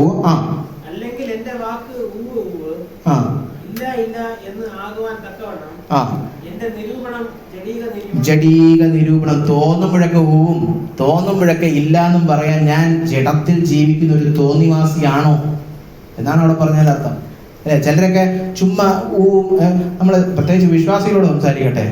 നിങ്ങൾ എത്ര പേരാണ് ഓരോരുത്തർ പറഞ്ഞിരിക്കുന്നത് പ്രാർത്ഥിക്കാൻ ബ്രദറെ, എന്നിട്ട് പ്രാർത്ഥിച്ചോ? ഇല്ല. എന്താ നമ്മൾ കർത്താവ് പഠിപ്പിച്ച മറന്നു? എന്താ ഗിരിപ്രഭാഷണത്തിൽ കർത്താവ് പഠിപ്പിച്ചത്? നിങ്ങളുടെ ഊവും ഇല്ലായുമായിരിക്കട്ടെ, അതിൽ കൂടുതൽ വരുന്നതൊക്കെ ദുഷ്ടനിൽ നിന്നാകുന്നു. അപ്പോൾ പ്രാർത്ഥിക്കാൻ ബ്രദറെ എന്ന് പറഞ്ഞാൽ പ്രാർത്ഥിക്കണം. ഇല്ലെങ്കിൽ എന്ത് പറയണം? പ്രാർത്ഥിക്കൂല ബ്രദറെ എന്ന് പറയണം. അല്ലെങ്കിൽ എന്ത് ചെയ്യണം? അപ്പം തന്നെ പ്രാർത്ഥിച്ചു വെക്കണം അല്ലേ? പ്രത്യേകിച്ച് ശുശ്രൂഷകന്മാരാണ് പ്രാർത്ഥിക്കാൻ ബ്രദറെ എന്ന് പറഞ്ഞാൽ വെറും കള്ളത്തരം, പയസ് ലൈ, ഭക്തിസൂചകമായ ഒരു നുണ അല്ലേ? വളരെ ഭയഭക്തിയിൽ പൂണ്ട ഒന്നാന്തരം കള്ളം. അങ്ങനെ ഒരു കള്ളനാണോ ഞാൻ? മറ്റേ വളരെ വേദനിപ്പിക്കുന്ന ഒരു കത്തെഴുതി അങ്ങോട്ട് അയച്ചേച്ച് പിന്നെ തിരിഞ്ഞു പോലും നോക്കാതിരുന്നത് അവരുടെ പോയി ഇങ്ങനെ അവരുടെ മുഖം നോക്കും. നമ്മളൊക്കെ ചിലരല്ലേ അങ്ങോട്ടൊരു മിസൈലൊക്കെ അയച്ചു പിന്നെ ആ ഏരിയ പോകത്തില്ല, അവരുമായിട്ട് ഞാൻ പോകാൻ പറ്റത്തില്ല. അങ്ങനെ ഒരു വ്യക്തിയാണോ? അങ്ങനെ ഒരു വ്യക്തിയാണോ എന്നാണ്. അല്ല, പൗലോസ് പറയണം അങ്ങനെ അല്ല. കാരണം എന്താണെന്ന് ചോദിച്ചാൽ അതിന്റെ ഉത്തരം വളരെ ആശ്ചര്യപൂർണമായ ഒരു ഉത്തരമാണ്. നമ്മളാരും പ്രതീക്ഷിക്കാത്തൊരു ഉത്തരമാണ്. 19 മുതൽ 21 വരെയുള്ള വാക്യത്തിലാണ്. ഞാൻ അതിന്റെ ഉത്തരം ആദ്യം പറയാം, കാരണം വായിക്കുമ്പോൾ നിങ്ങൾ മനസ്സിലാവണമെന്നില്ല. എന്താണെന്ന് പറയുക ഉത്തരം? ഞാൻ അഖണ്ഡതയുള്ള ഒരു വ്യക്തിയാണ്. കാരണം എന്താണെന്നറിയാവോ? ഞാൻ പ്രസംഗിക്കുന്ന സുവിശേഷം അഖണ്ഡതയുള്ളതാണ്. ഞാൻ പ്രസംഗിക്കുന്ന സുവിശേഷത്തിൽ യേശുക്രിസ്തു വല്ലപ്പോഴും വല്ലപ്പോഴും ഇല്ല എന്നല്ല, എപ്പോഴും ഊവെന്ന് തന്നെയാണ്. എൻ്റെ പ്രസംഗത്തിൽ ഞാൻ പറയുന്ന കർത്താവ് അഖണ്ഡതയുള്ള വ്യക്തി ആയതുകൊണ്ട് ഞാനും അഖണ്ഡതയുള്ളതാണ്. അത് തമ്മിലുള്ള ബന്ധം എന്താണെന്ന് നമുക്ക് ഞാൻ പറഞ്ഞു തരാം. എങ്കിലും വായിക്കാം സഹോദര. 19 മുതൽ 21 വരെയുള്ള വാക്യങ്ങൾ. ഞാനും സിൽവാനോസും തീമോഥെയോസും നിങ്ങളുടെ ഇടയിൽ പ്രസംഗിച്ച ദൈവപുത്രനായ യേശുക്രിസ്തു ഒരിക്കൽ ഉവ്വ് എന്നും മറ്റൊരിക്കൽ ഇല്ല എന്നും ആയിരുന്നില്ല. ഒരിക്കൽ ഊവെന്ന് പറയുന്നതിന് പകരം വല്ലപ്പോഴും ഊവെന്നും, വല്ലപ്പോഴും തോന്നുമ്പോഴൊക്കെ ഊവും തോന്നുമ്പോഴൊക്കെ ഇല്ല. അതായത് കർത്താവിന്റെ അടുക്കൽ വന്നാൽ രക്ഷ പ്രാപിക്കും. വല്ലപ്പോഴൊക്കെ വന്നാൽ ചിലപ്പോൾ കർത്താവ് രക്ഷിക്കുമായിരിക്കും, പിന്നെ വന്നാൽ ചിലപ്പോഴൊക്കെ രക്ഷിക്കപ്പെടുത്തുമില്ലായിരിക്കും. അങ്ങനെ എന്താ പറയാ, ആശ്രയിക്കുവാൻ പറ്റാത്ത അയോഗ്യനായ ഒരു വ്യക്തിയാണോ യേശു ക്രിസ്തു? അല്ല. എപ്പോൾ എവിടെ വെച്ച് ഏത് പാപി എപ്പോ വന്നാലും രക്ഷ പ്രാപിക്കും, അല്ലെ? യേശുക്രിസ്തുവിന്റെ അടുക്കൽ ഒരു പാപി കടന്നു വന്നാൽ അവൻ രക്ഷ പ്രാപിച്ചിരിക്കും. അത് വല്ലപ്പോഴും ശരിയായിരിക്കും, വല്ലപ്പോഴും ശരിയല്ലായിരിക്കും എന്ന് പറയുന്ന ഒരു എന്താ പറയുക, ഒരു ബേസ്ലെസ് സ്റ്റേറ്റ്മെന്റ് അല്ല, അല്ലെ? ആ അടിസ്ഥാനമുള്ള ഒരു കാര്യം തന്നെയാണ് അത്. എപ്പോഴും ഊവ് തന്നെയാണ്, കർത്താവിൽ രക്ഷ ലഭിക്കും. മാനസാന്തരപ്പെട്ട് കർത്താവിൽ ആശ്രയിക്കുന്ന വ്യക്തിക്ക് രക്ഷ പ്രാപിക്കും. അതിന് മാറ്റമില്ലാത്ത വചനമാണത്. അങ്ങനെ ഞങ്ങൾ പ്രസംഗിക്കുന്ന സുവിശേഷം മാറ്റമില്ലാത്തത് കൊണ്ട് വായിച്ചാട്ടെ. ദൈവത്തിന്റെ എല്ലാ വാഗ്ദത്തങ്ങളും യേശുക്രിസ്തുവിൽ ഊവന്നത്രേ. വായിച്ചാട്ടെ. അതുകൊണ്ട് ഞങ്ങളാൽ ദൈവത്തിന് മഹത്വം ഉണ്ടാകുമാറ് അവനിൽ ആമേൻ. ഞങ്ങൾക്ക് പിന്നെ ഞാൻ കൂടെ പറയാൻ ഒരു കാര്യമേ ഉള്ളൂ, ആമേൻ. അങ്ങനെ തന്നെ ആകട്ടെ. കണ്ടോ? അപ്പൊ ഇവിടെ പറഞ്ഞിരിക്കുന്നത് പെട്ടെന്ന് വായിച്ചാൽ നമുക്ക് മനസ്സിലാകും ഇത് തമ്മിലുള്ള ബന്ധം എന്തുവാ.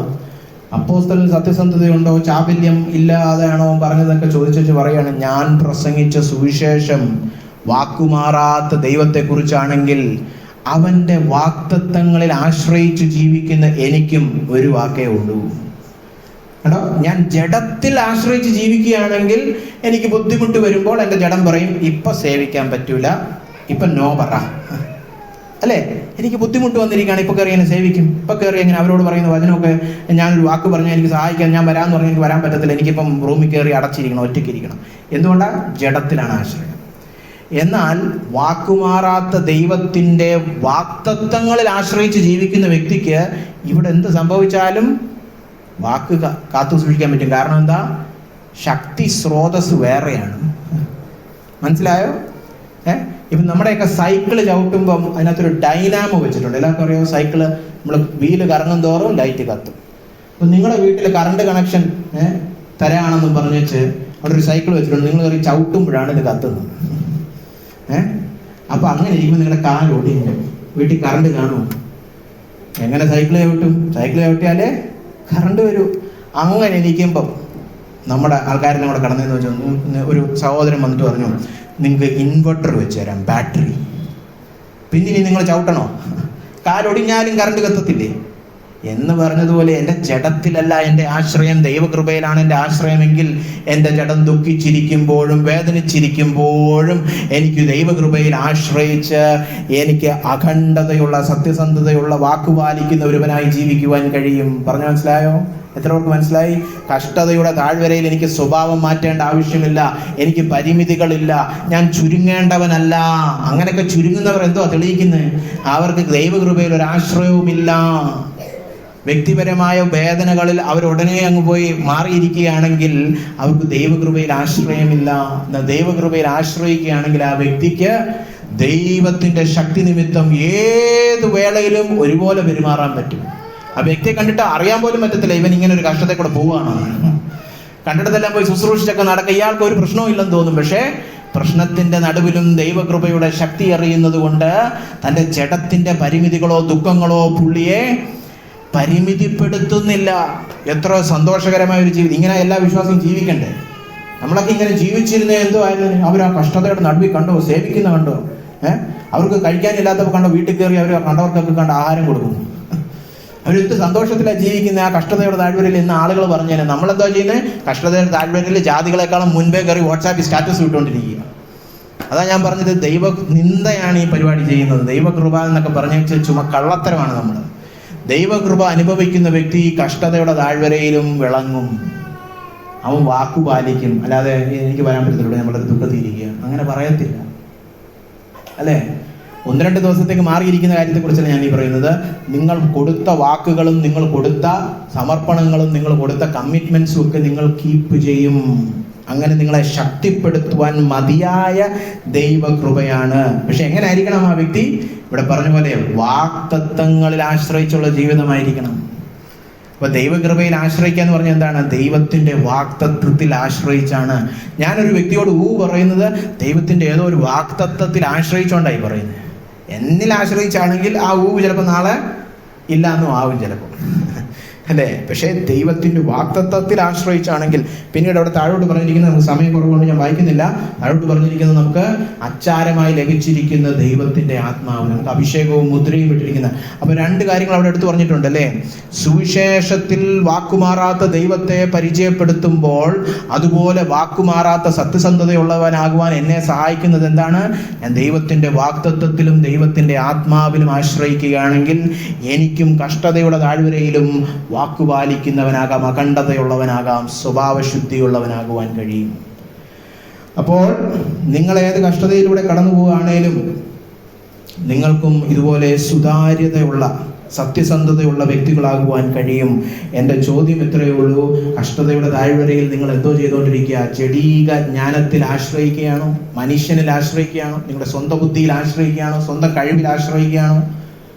അതോ ദൈവകൃപയിൽ ആശ്രയിക്കുകയാണോ? ദൈവകൃപയിൽ ആശ്രയിക്കുകയാണെങ്കിൽ ഈ മൂന്ന് കാര്യങ്ങൾ നിങ്ങളുടെ ജീവിതത്തിൽ വെളിപ്പെട്ടു വരും. എത്ര കഠിനമായ പരിസ്ഥിതിയാണേലും ആശ്വാസം. കഷ്ടതയെ കൊണ്ട് ബ്രദറെ, പക്ഷെ അതിന് ആനുപാതികമായ ആശ്വാസമുണ്ട്. എനിക്ക് ചിരിക്കാൻ പറ്റും, അല്ലേ?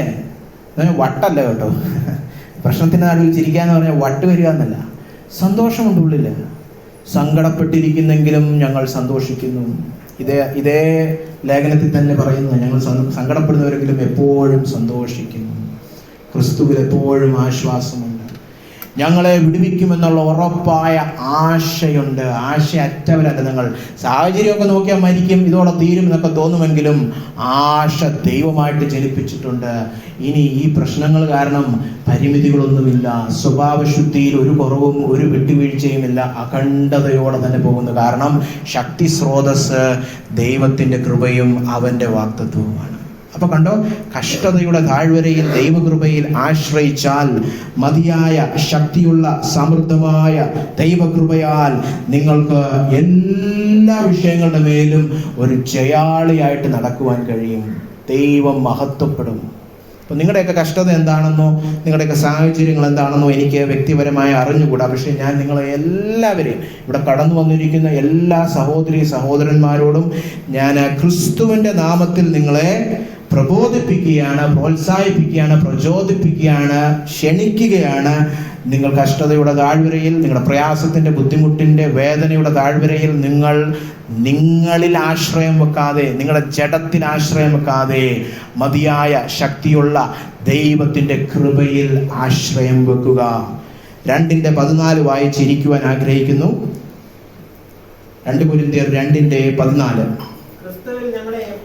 ക്രിസ്തുവിൽ നമ്മളെ എപ്പോഴും ജയോത്സവമായി നടത്തുക. ജയാളികളെന്നല്ല അവിടെ പറഞ്ഞത്, ജയോത്സവം. ജയോത്സവം എന്ന് പറഞ്ഞു കഴിഞ്ഞാൽ അന്നത്തെ കാലത്ത് യുദ്ധം കഴിഞ്ഞ് ആ ജയാളിയായ രാജാവ് തന്റെ സൈന്യവുമായിട്ട് പിന്നെ തോറ്റ സൈന്യക്കാരെ പിടിച്ചു കെട്ടി ഏറ്റവും അവസാനവും വെച്ചുകൊണ്ട് ഒരു ഘോഷയാത്ര നടത്തും പട്ടണത്തിൽ കൂടെ. ഞങ്ങൾ ദാ ജയിച്ചു വന്നിരിക്കുന്നു. അതിനാണ് ജയോത്സവം എന്ന് യവന സംസ്കാരത്തിൽ പറയുന്നത്. അത് ബൈബിളിലെ കാര്യമല്ല, അത് ബൈബിളിൽ കടമെടുത്തിരിക്കുകയാണ്.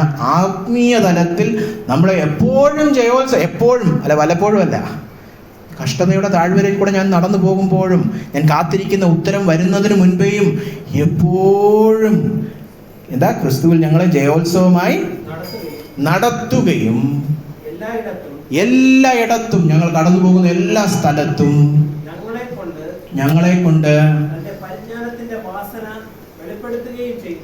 അവന്റെ പരിജ്ഞാനത്തിന്റെ അവനെ കുറിച്ചുള്ള അറിവ് വെളിപ്പെടുത്തും. നമ്മുടെയൊക്കെ ജീവിതം കണ്ടിട്ട് ആളുകൾ ചോദിക്കണം, നിങ്ങൾ ഈ താഴ്വര കൂടെ പോകുമ്പോൾ എങ്ങനെയേ ഇങ്ങനെ ജീവിക്കാൻ പറ്റുന്നത്?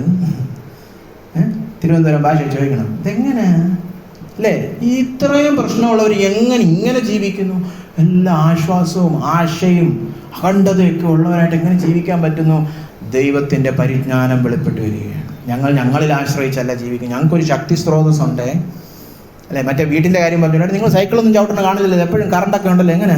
ഇൻവെർട്ടർ ഉണ്ട്, ബാറ്ററി അകത്തിരിപ്പുണ്ടെന്ന് പറഞ്ഞതുപോലെ നമ്മുടെയൊക്കെ ജീവിതം കർത്താവിൻ്റെ പരസ്യ ചിത്രങ്ങളായിരിക്കണം, അഡ്വർടൈസ്മെന്റ് ആയിരിക്കണം. എൻ്റെ ജീവിതം കണ്ടിട്ട് ആളുകൾ പറയണം, യോ ഇത്രയും കഷ്ടത്തോടെ താഴ്വരയിൽ കൂടെ പോകുന്ന ആളാണോ നിങ്ങൾ, അറിഞ്ഞൂടായിരുന്നു കേട്ടാ എന്ന് പറയണം. അതുപോലെ ശക്തരാക്കുവാൻ പ്രാപ്തിയുള്ളതാണ് ദൈവകൃപ.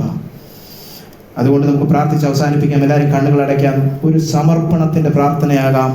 കർത്താവേ, ദൈവമേ, മനസ്സലിവുള്ള പിതാവേ, സർവാശ്വാസവും നൽകുന്ന ദൈവമേ, എൻ്റെ കഷ്ടതയുടെ ഈ താഴ്വരയിൽ വളരെയധികം പ്രയാസമുണ്ട് കർത്താവേ, ഭാരമുണ്ട് കർത്താവേ, മാനസിക ക്ലേശമുണ്ട്. ഞാൻ ഇഷ്ടപ്പെടുന്ന പ്രവൃത്തി പോലും എനിക്ക് ചെയ്യുവാൻ പറ്റാതെ മാറിയിരിക്കുവാൻ തക്കവണ്ണം എന്നെ ഭാരപ്പെടുത്തുന്ന മാനസിക ക്ലേശമുണ്ട്. മരണം പോലെ അസാധ്യമായ ചില മതിലുകൾ, ചില മലകൾ എൻ്റെ മുന്നിലുണ്ട്. എൻ്റെ ധൈര്യം ചോർത്തുന്ന പല വിധത്തിലുള്ള പ്രയാസങ്ങളും ബുദ്ധിമുട്ടുകളും ഞാൻ കടന്നു പോകുന്നു. ഇതിൻ്റെ മധ്യത്തിൽ ഞാൻ എൻ്റെ ജഡത്തിൽ ആശ്രയിക്കില്ല, ഞാൻ ദൈവത്തിൽ ആശ്രയിക്കുമെന്ന് നിങ്ങളെല്ലാവരും ഒരു തീരുമാനമെടുക്കുമോ? ആ തീരുമാനം ദൈവത്തോട് പ്രാർത്ഥനയാൽ അറിയിക്കുമോ? നിങ്ങൾ ഉള്ളിൻ്റെ ഉള്ളിൽ ഹൃദയത്തിൽ പ്രാർത്ഥിച്ചാൽ മതി, ദൈവം അത് കേൾക്കും. നിങ്ങൾ ദൈവത്തിൽ വിശ്വാസമർപ്പിക്കുക, അവൻ്റെ കൃപയിൽ ആശ്രയം വെക്കുക. താൻ പാതി ദൈവം പാതി അല്ല, പൂർണ്ണമായിട്ടും ദൈവത്തിൽ ആശ്രയം വെക്കുക. ജഡത്തിൽ ആശ്രയിക്കാതെ ദൈവത്തിൽ മാത്രം ആശ്രയം വെച്ചൊന്ന് നോക്കുക. അവൻ നൽകുന്ന ആശ്വാസവും അവൻ നൽകുന്ന പ്രത്യാശയും അവൻ നൽകുന്ന അഖണ്ഡതയും രുചിച്ചറിയുവാൻ നിങ്ങൾക്ക് കഴിയുമെന്ന് ഞാൻ ദൈവവചനത്തിൻ്റെ അധികാരത്തിൽ ഉറപ്പു നൽകുന്നു. അതുകൊണ്ട് എല്ലാ സഹോദരീ സഹോദരന്മാരും ദൈവസന്നിധിയിൽ കടന്നു വരിക, ദൈവത്തോട് അടുക്കുക, ദൈവകൃപയിൽ ആശ്രയിക്കുക. നമുക്കൊരു നിമിഷം പ്രാർത്ഥിക്കാം. ഞങ്ങളെ സ്നേഹിക്കുന്ന നല്ലവനായ കർത്താവേ, ദൈവമേ, പിതാവേ, യേശുക്രിസ്തുവിൻ്റെ രക്തത്തിലൂടെ നിന്റെ സന്നിധിയിലേക്ക് കടന്നു വരുന്നു കർത്താവേ. നീ ഞങ്ങളെ സ്നേഹിച്ച നിന്റെ വിധങ്ങൾക്കായിട്ട് സ്തോത്രം. ഞങ്ങൾ ആദ്യം ആരാധന സമയത്ത് പാട്ടുപാടിയതുപോലെ കർത്താവേ, ഞങ്ങൾ പാപികളായിരുന്നിട്ട് കർത്താവേ, ഞങ്ങളെ ആ പാപത്തിൻ്റെ ശമ്പളമായ ദണ്ഡനത്തിലേക്ക് തള്ളിക്കളയാതെ ഞങ്ങൾക്ക് പകരക്കാരനായി ക്രൂശിൽ വന്ന ദൈവക്രോധം സഹിച്ച ക്രിസ്തുവിനായിട്ട് സ്തോത്രം. എല്ലാ ദൈവക്രോധത്തിൽ നിന്നും ഞങ്ങളെ വിടുവിക്കുവാൻ മധ്യസ്ഥനായി കടന്നു വന്ന യേശു ക്രിസ്തുവിനായിട്ട് സ്തോത്രം. അവൻ്റെ ആ രക്തത്തിലൂടെ അല്ലാതെ നിന്റെ സന്നിധിയിലേക്ക് കടന്നു വരുവാൻ ഞങ്ങൾക്കൊരു പ്രാഗൽഭ്യവും ഇല്ലെന്ന് ഞങ്ങൾ ഏറ്റുപറയുന്നു. അതുകൊണ്ട് തന്നെ യേശു ക്രിസ്തുവിൻ്റെ നാമത്തിൽ, അവൻ്റെ രക്തത്താൽ, അവൻ നൽകിയിരിക്കുന്ന രക്ഷയാൽ കർത്താവേ, ഞങ്ങൾ നിന്റെ സന്നിധിയിൽ കടന്നു വന്ന് പ്രാർത്ഥിക്കുന്നു. കഷ്ടതയുടെ താഴ്വരയിൽ ബുദ്ധിമുട്ടും പ്രയാസവും പല വിധത്തിലുള്ള പ്രതികൂല സാഹചര്യങ്ങളിലൂടെ കടന്നു പോകുന്നവരാണ് ഞങ്ങളെല്ലാവരും കർത്താവേ. അതിൻ്റെ മധ്യത്തിൽ നിന്നിൽ ആശ്രയിക്കുവാൻ ഇന്ന് ഞങ്ങളോട് വചനം ദൂത് പറഞ്ഞിരിക്കുന്നു. ആ വചനത്തോട് ഞങ്ങൾ കർത്താവെ പ്രതികരിക്കുന്നു കർത്താവെ. അതേ കർത്താവെ, ഞങ്ങളിൽ ആശ്രയിച്ച് ചെടീക ആലോചനകളുടെ പുറകെ പോകാതെ, ശേഷം മനുഷ്യരെ പോലെ ജീവിക്കാതെ, മാനുഷിക ബുദ്ധിയിൽ ആശ്രയിക്കാതെ, വ്യക്തിപരമായി ഞങ്ങളുടെ സ്വകാര്യ ജീവിതത്തിൽ, ഞങ്ങളുടെ ഹൃദയത്തിൽ നിന്റെ കൃപയിൽ ആശ്രയിക്കുവാൻ ഞങ്ങളെ നീ ബലപ്പെടുത്തണമേ കർത്താവേ. ഞങ്ങൾക്ക് ആശ്വാസം പകർന്നു നൽകണമേ. ഈ കഷ്ടതയുടെ നടുവിലും വകയുണ്ട്, ജീവിക്കുവാൻ കാരണമുണ്ടെന്ന് കർത്താവ് ഞങ്ങൾക്ക് ബോധ്യം നൽകുന്ന, ഞങ്ങളുടെ ഉള്ളത്തെ തണുപ്പിക്കുന്ന ഒരു ആശ്വാസം, ഒരു സ്വർഗീയ ആശ്വാസം ഇന്ന് ഞങ്ങൾക്ക് തന്ന് കർത്താവ് ഞങ്ങളെ മടക്കി അയക്കണമെന്ന് പ്രാർത്ഥിക്കുന്നു. ഇവിടെ കടന്നു വന്നിരിക്കുന്ന സകല സഹോദരി സഹോദരന്മാർക്കായിട്ട് പ്രാർത്ഥിക്കുന്നു കർത്താവെ. അവരുടെ കഷ്ടതയുടെ താഴ്വരയിൽ അവർ ഈ ആശ്വാസം രുചിച്ചറിയുവാൻ വേണ്ടതായിട്ടുള്ള എല്ലാ മുഖാന്തരങ്ങളും ഒരുക്കണമേ കർത്താവെ. ദൈവകൃപ രുചിച്ചറിയുവാൻ, കേട്ടറിവ് മാത്രമല്ല രുചിച്ചറിയുവാൻ തക്കവണ്ണം അനുഭവിക്കുവാൻ കർത്താവെ അവർക്ക് കൃപ കൊടുക്കണമേ എന്ന് പ്രാർത്ഥിക്കുന്നു കർത്താവെ. ആശ കൊടുക്കണമേ. ആരും ആശയറ്റു പോകരുതേ, വാടിപ്പോകരുതേ ദൈവമേ. ദുഷ്ടന്റെ ഒരു ചിന്തയും അവരുടെ ഉള്ളത്തിൽ വാഴുവാൻ ഇടയാകരുതേ. ആരും കർത്താവെ ആത്മഹത്യയെക്കുറിച്ച് ചിന്തിക്കുവാൻ ഇടയാകരുത് കർത്താവെ.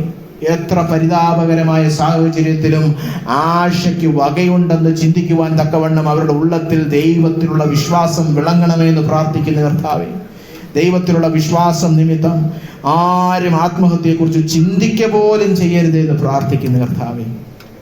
ദൈവമേ കർത്താവെ, പ്രയാസത്തിൻ്റെയും ബുദ്ധിമുട്ടിൻ്റെയും സമയങ്ങളിൽ കർത്താവ് ഞങ്ങൾ പലപ്പോഴും ഞങ്ങളിലേക്ക് തന്നെ ചുരുങ്ങിപ്പോയി മറ്റുള്ളവരോട് ഞങ്ങൾ കൊടുത്തിരിക്കുന്ന വാക്കും ഞങ്ങളുടെ കടമകളും പലപ്പോഴും ഞങ്ങൾ മറന്നു പോകാറുണ്ട് കർത്താവ്.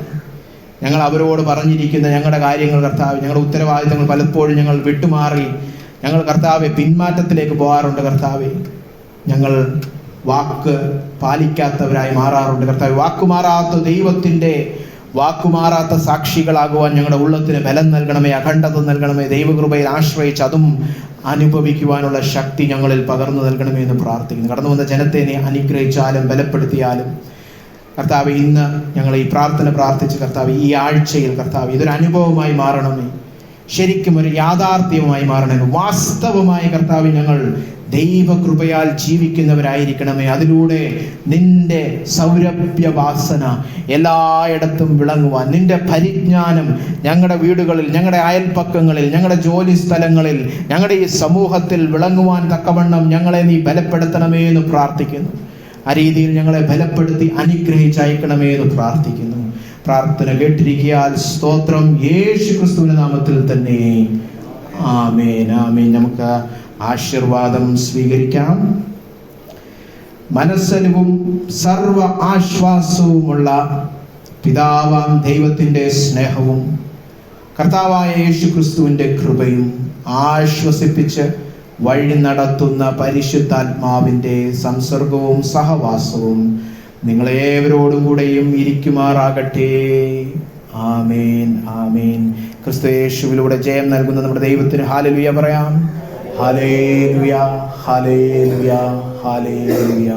കർത്താവായ യേശു ക്രിസ്തുവേ, വേഗം വരണം.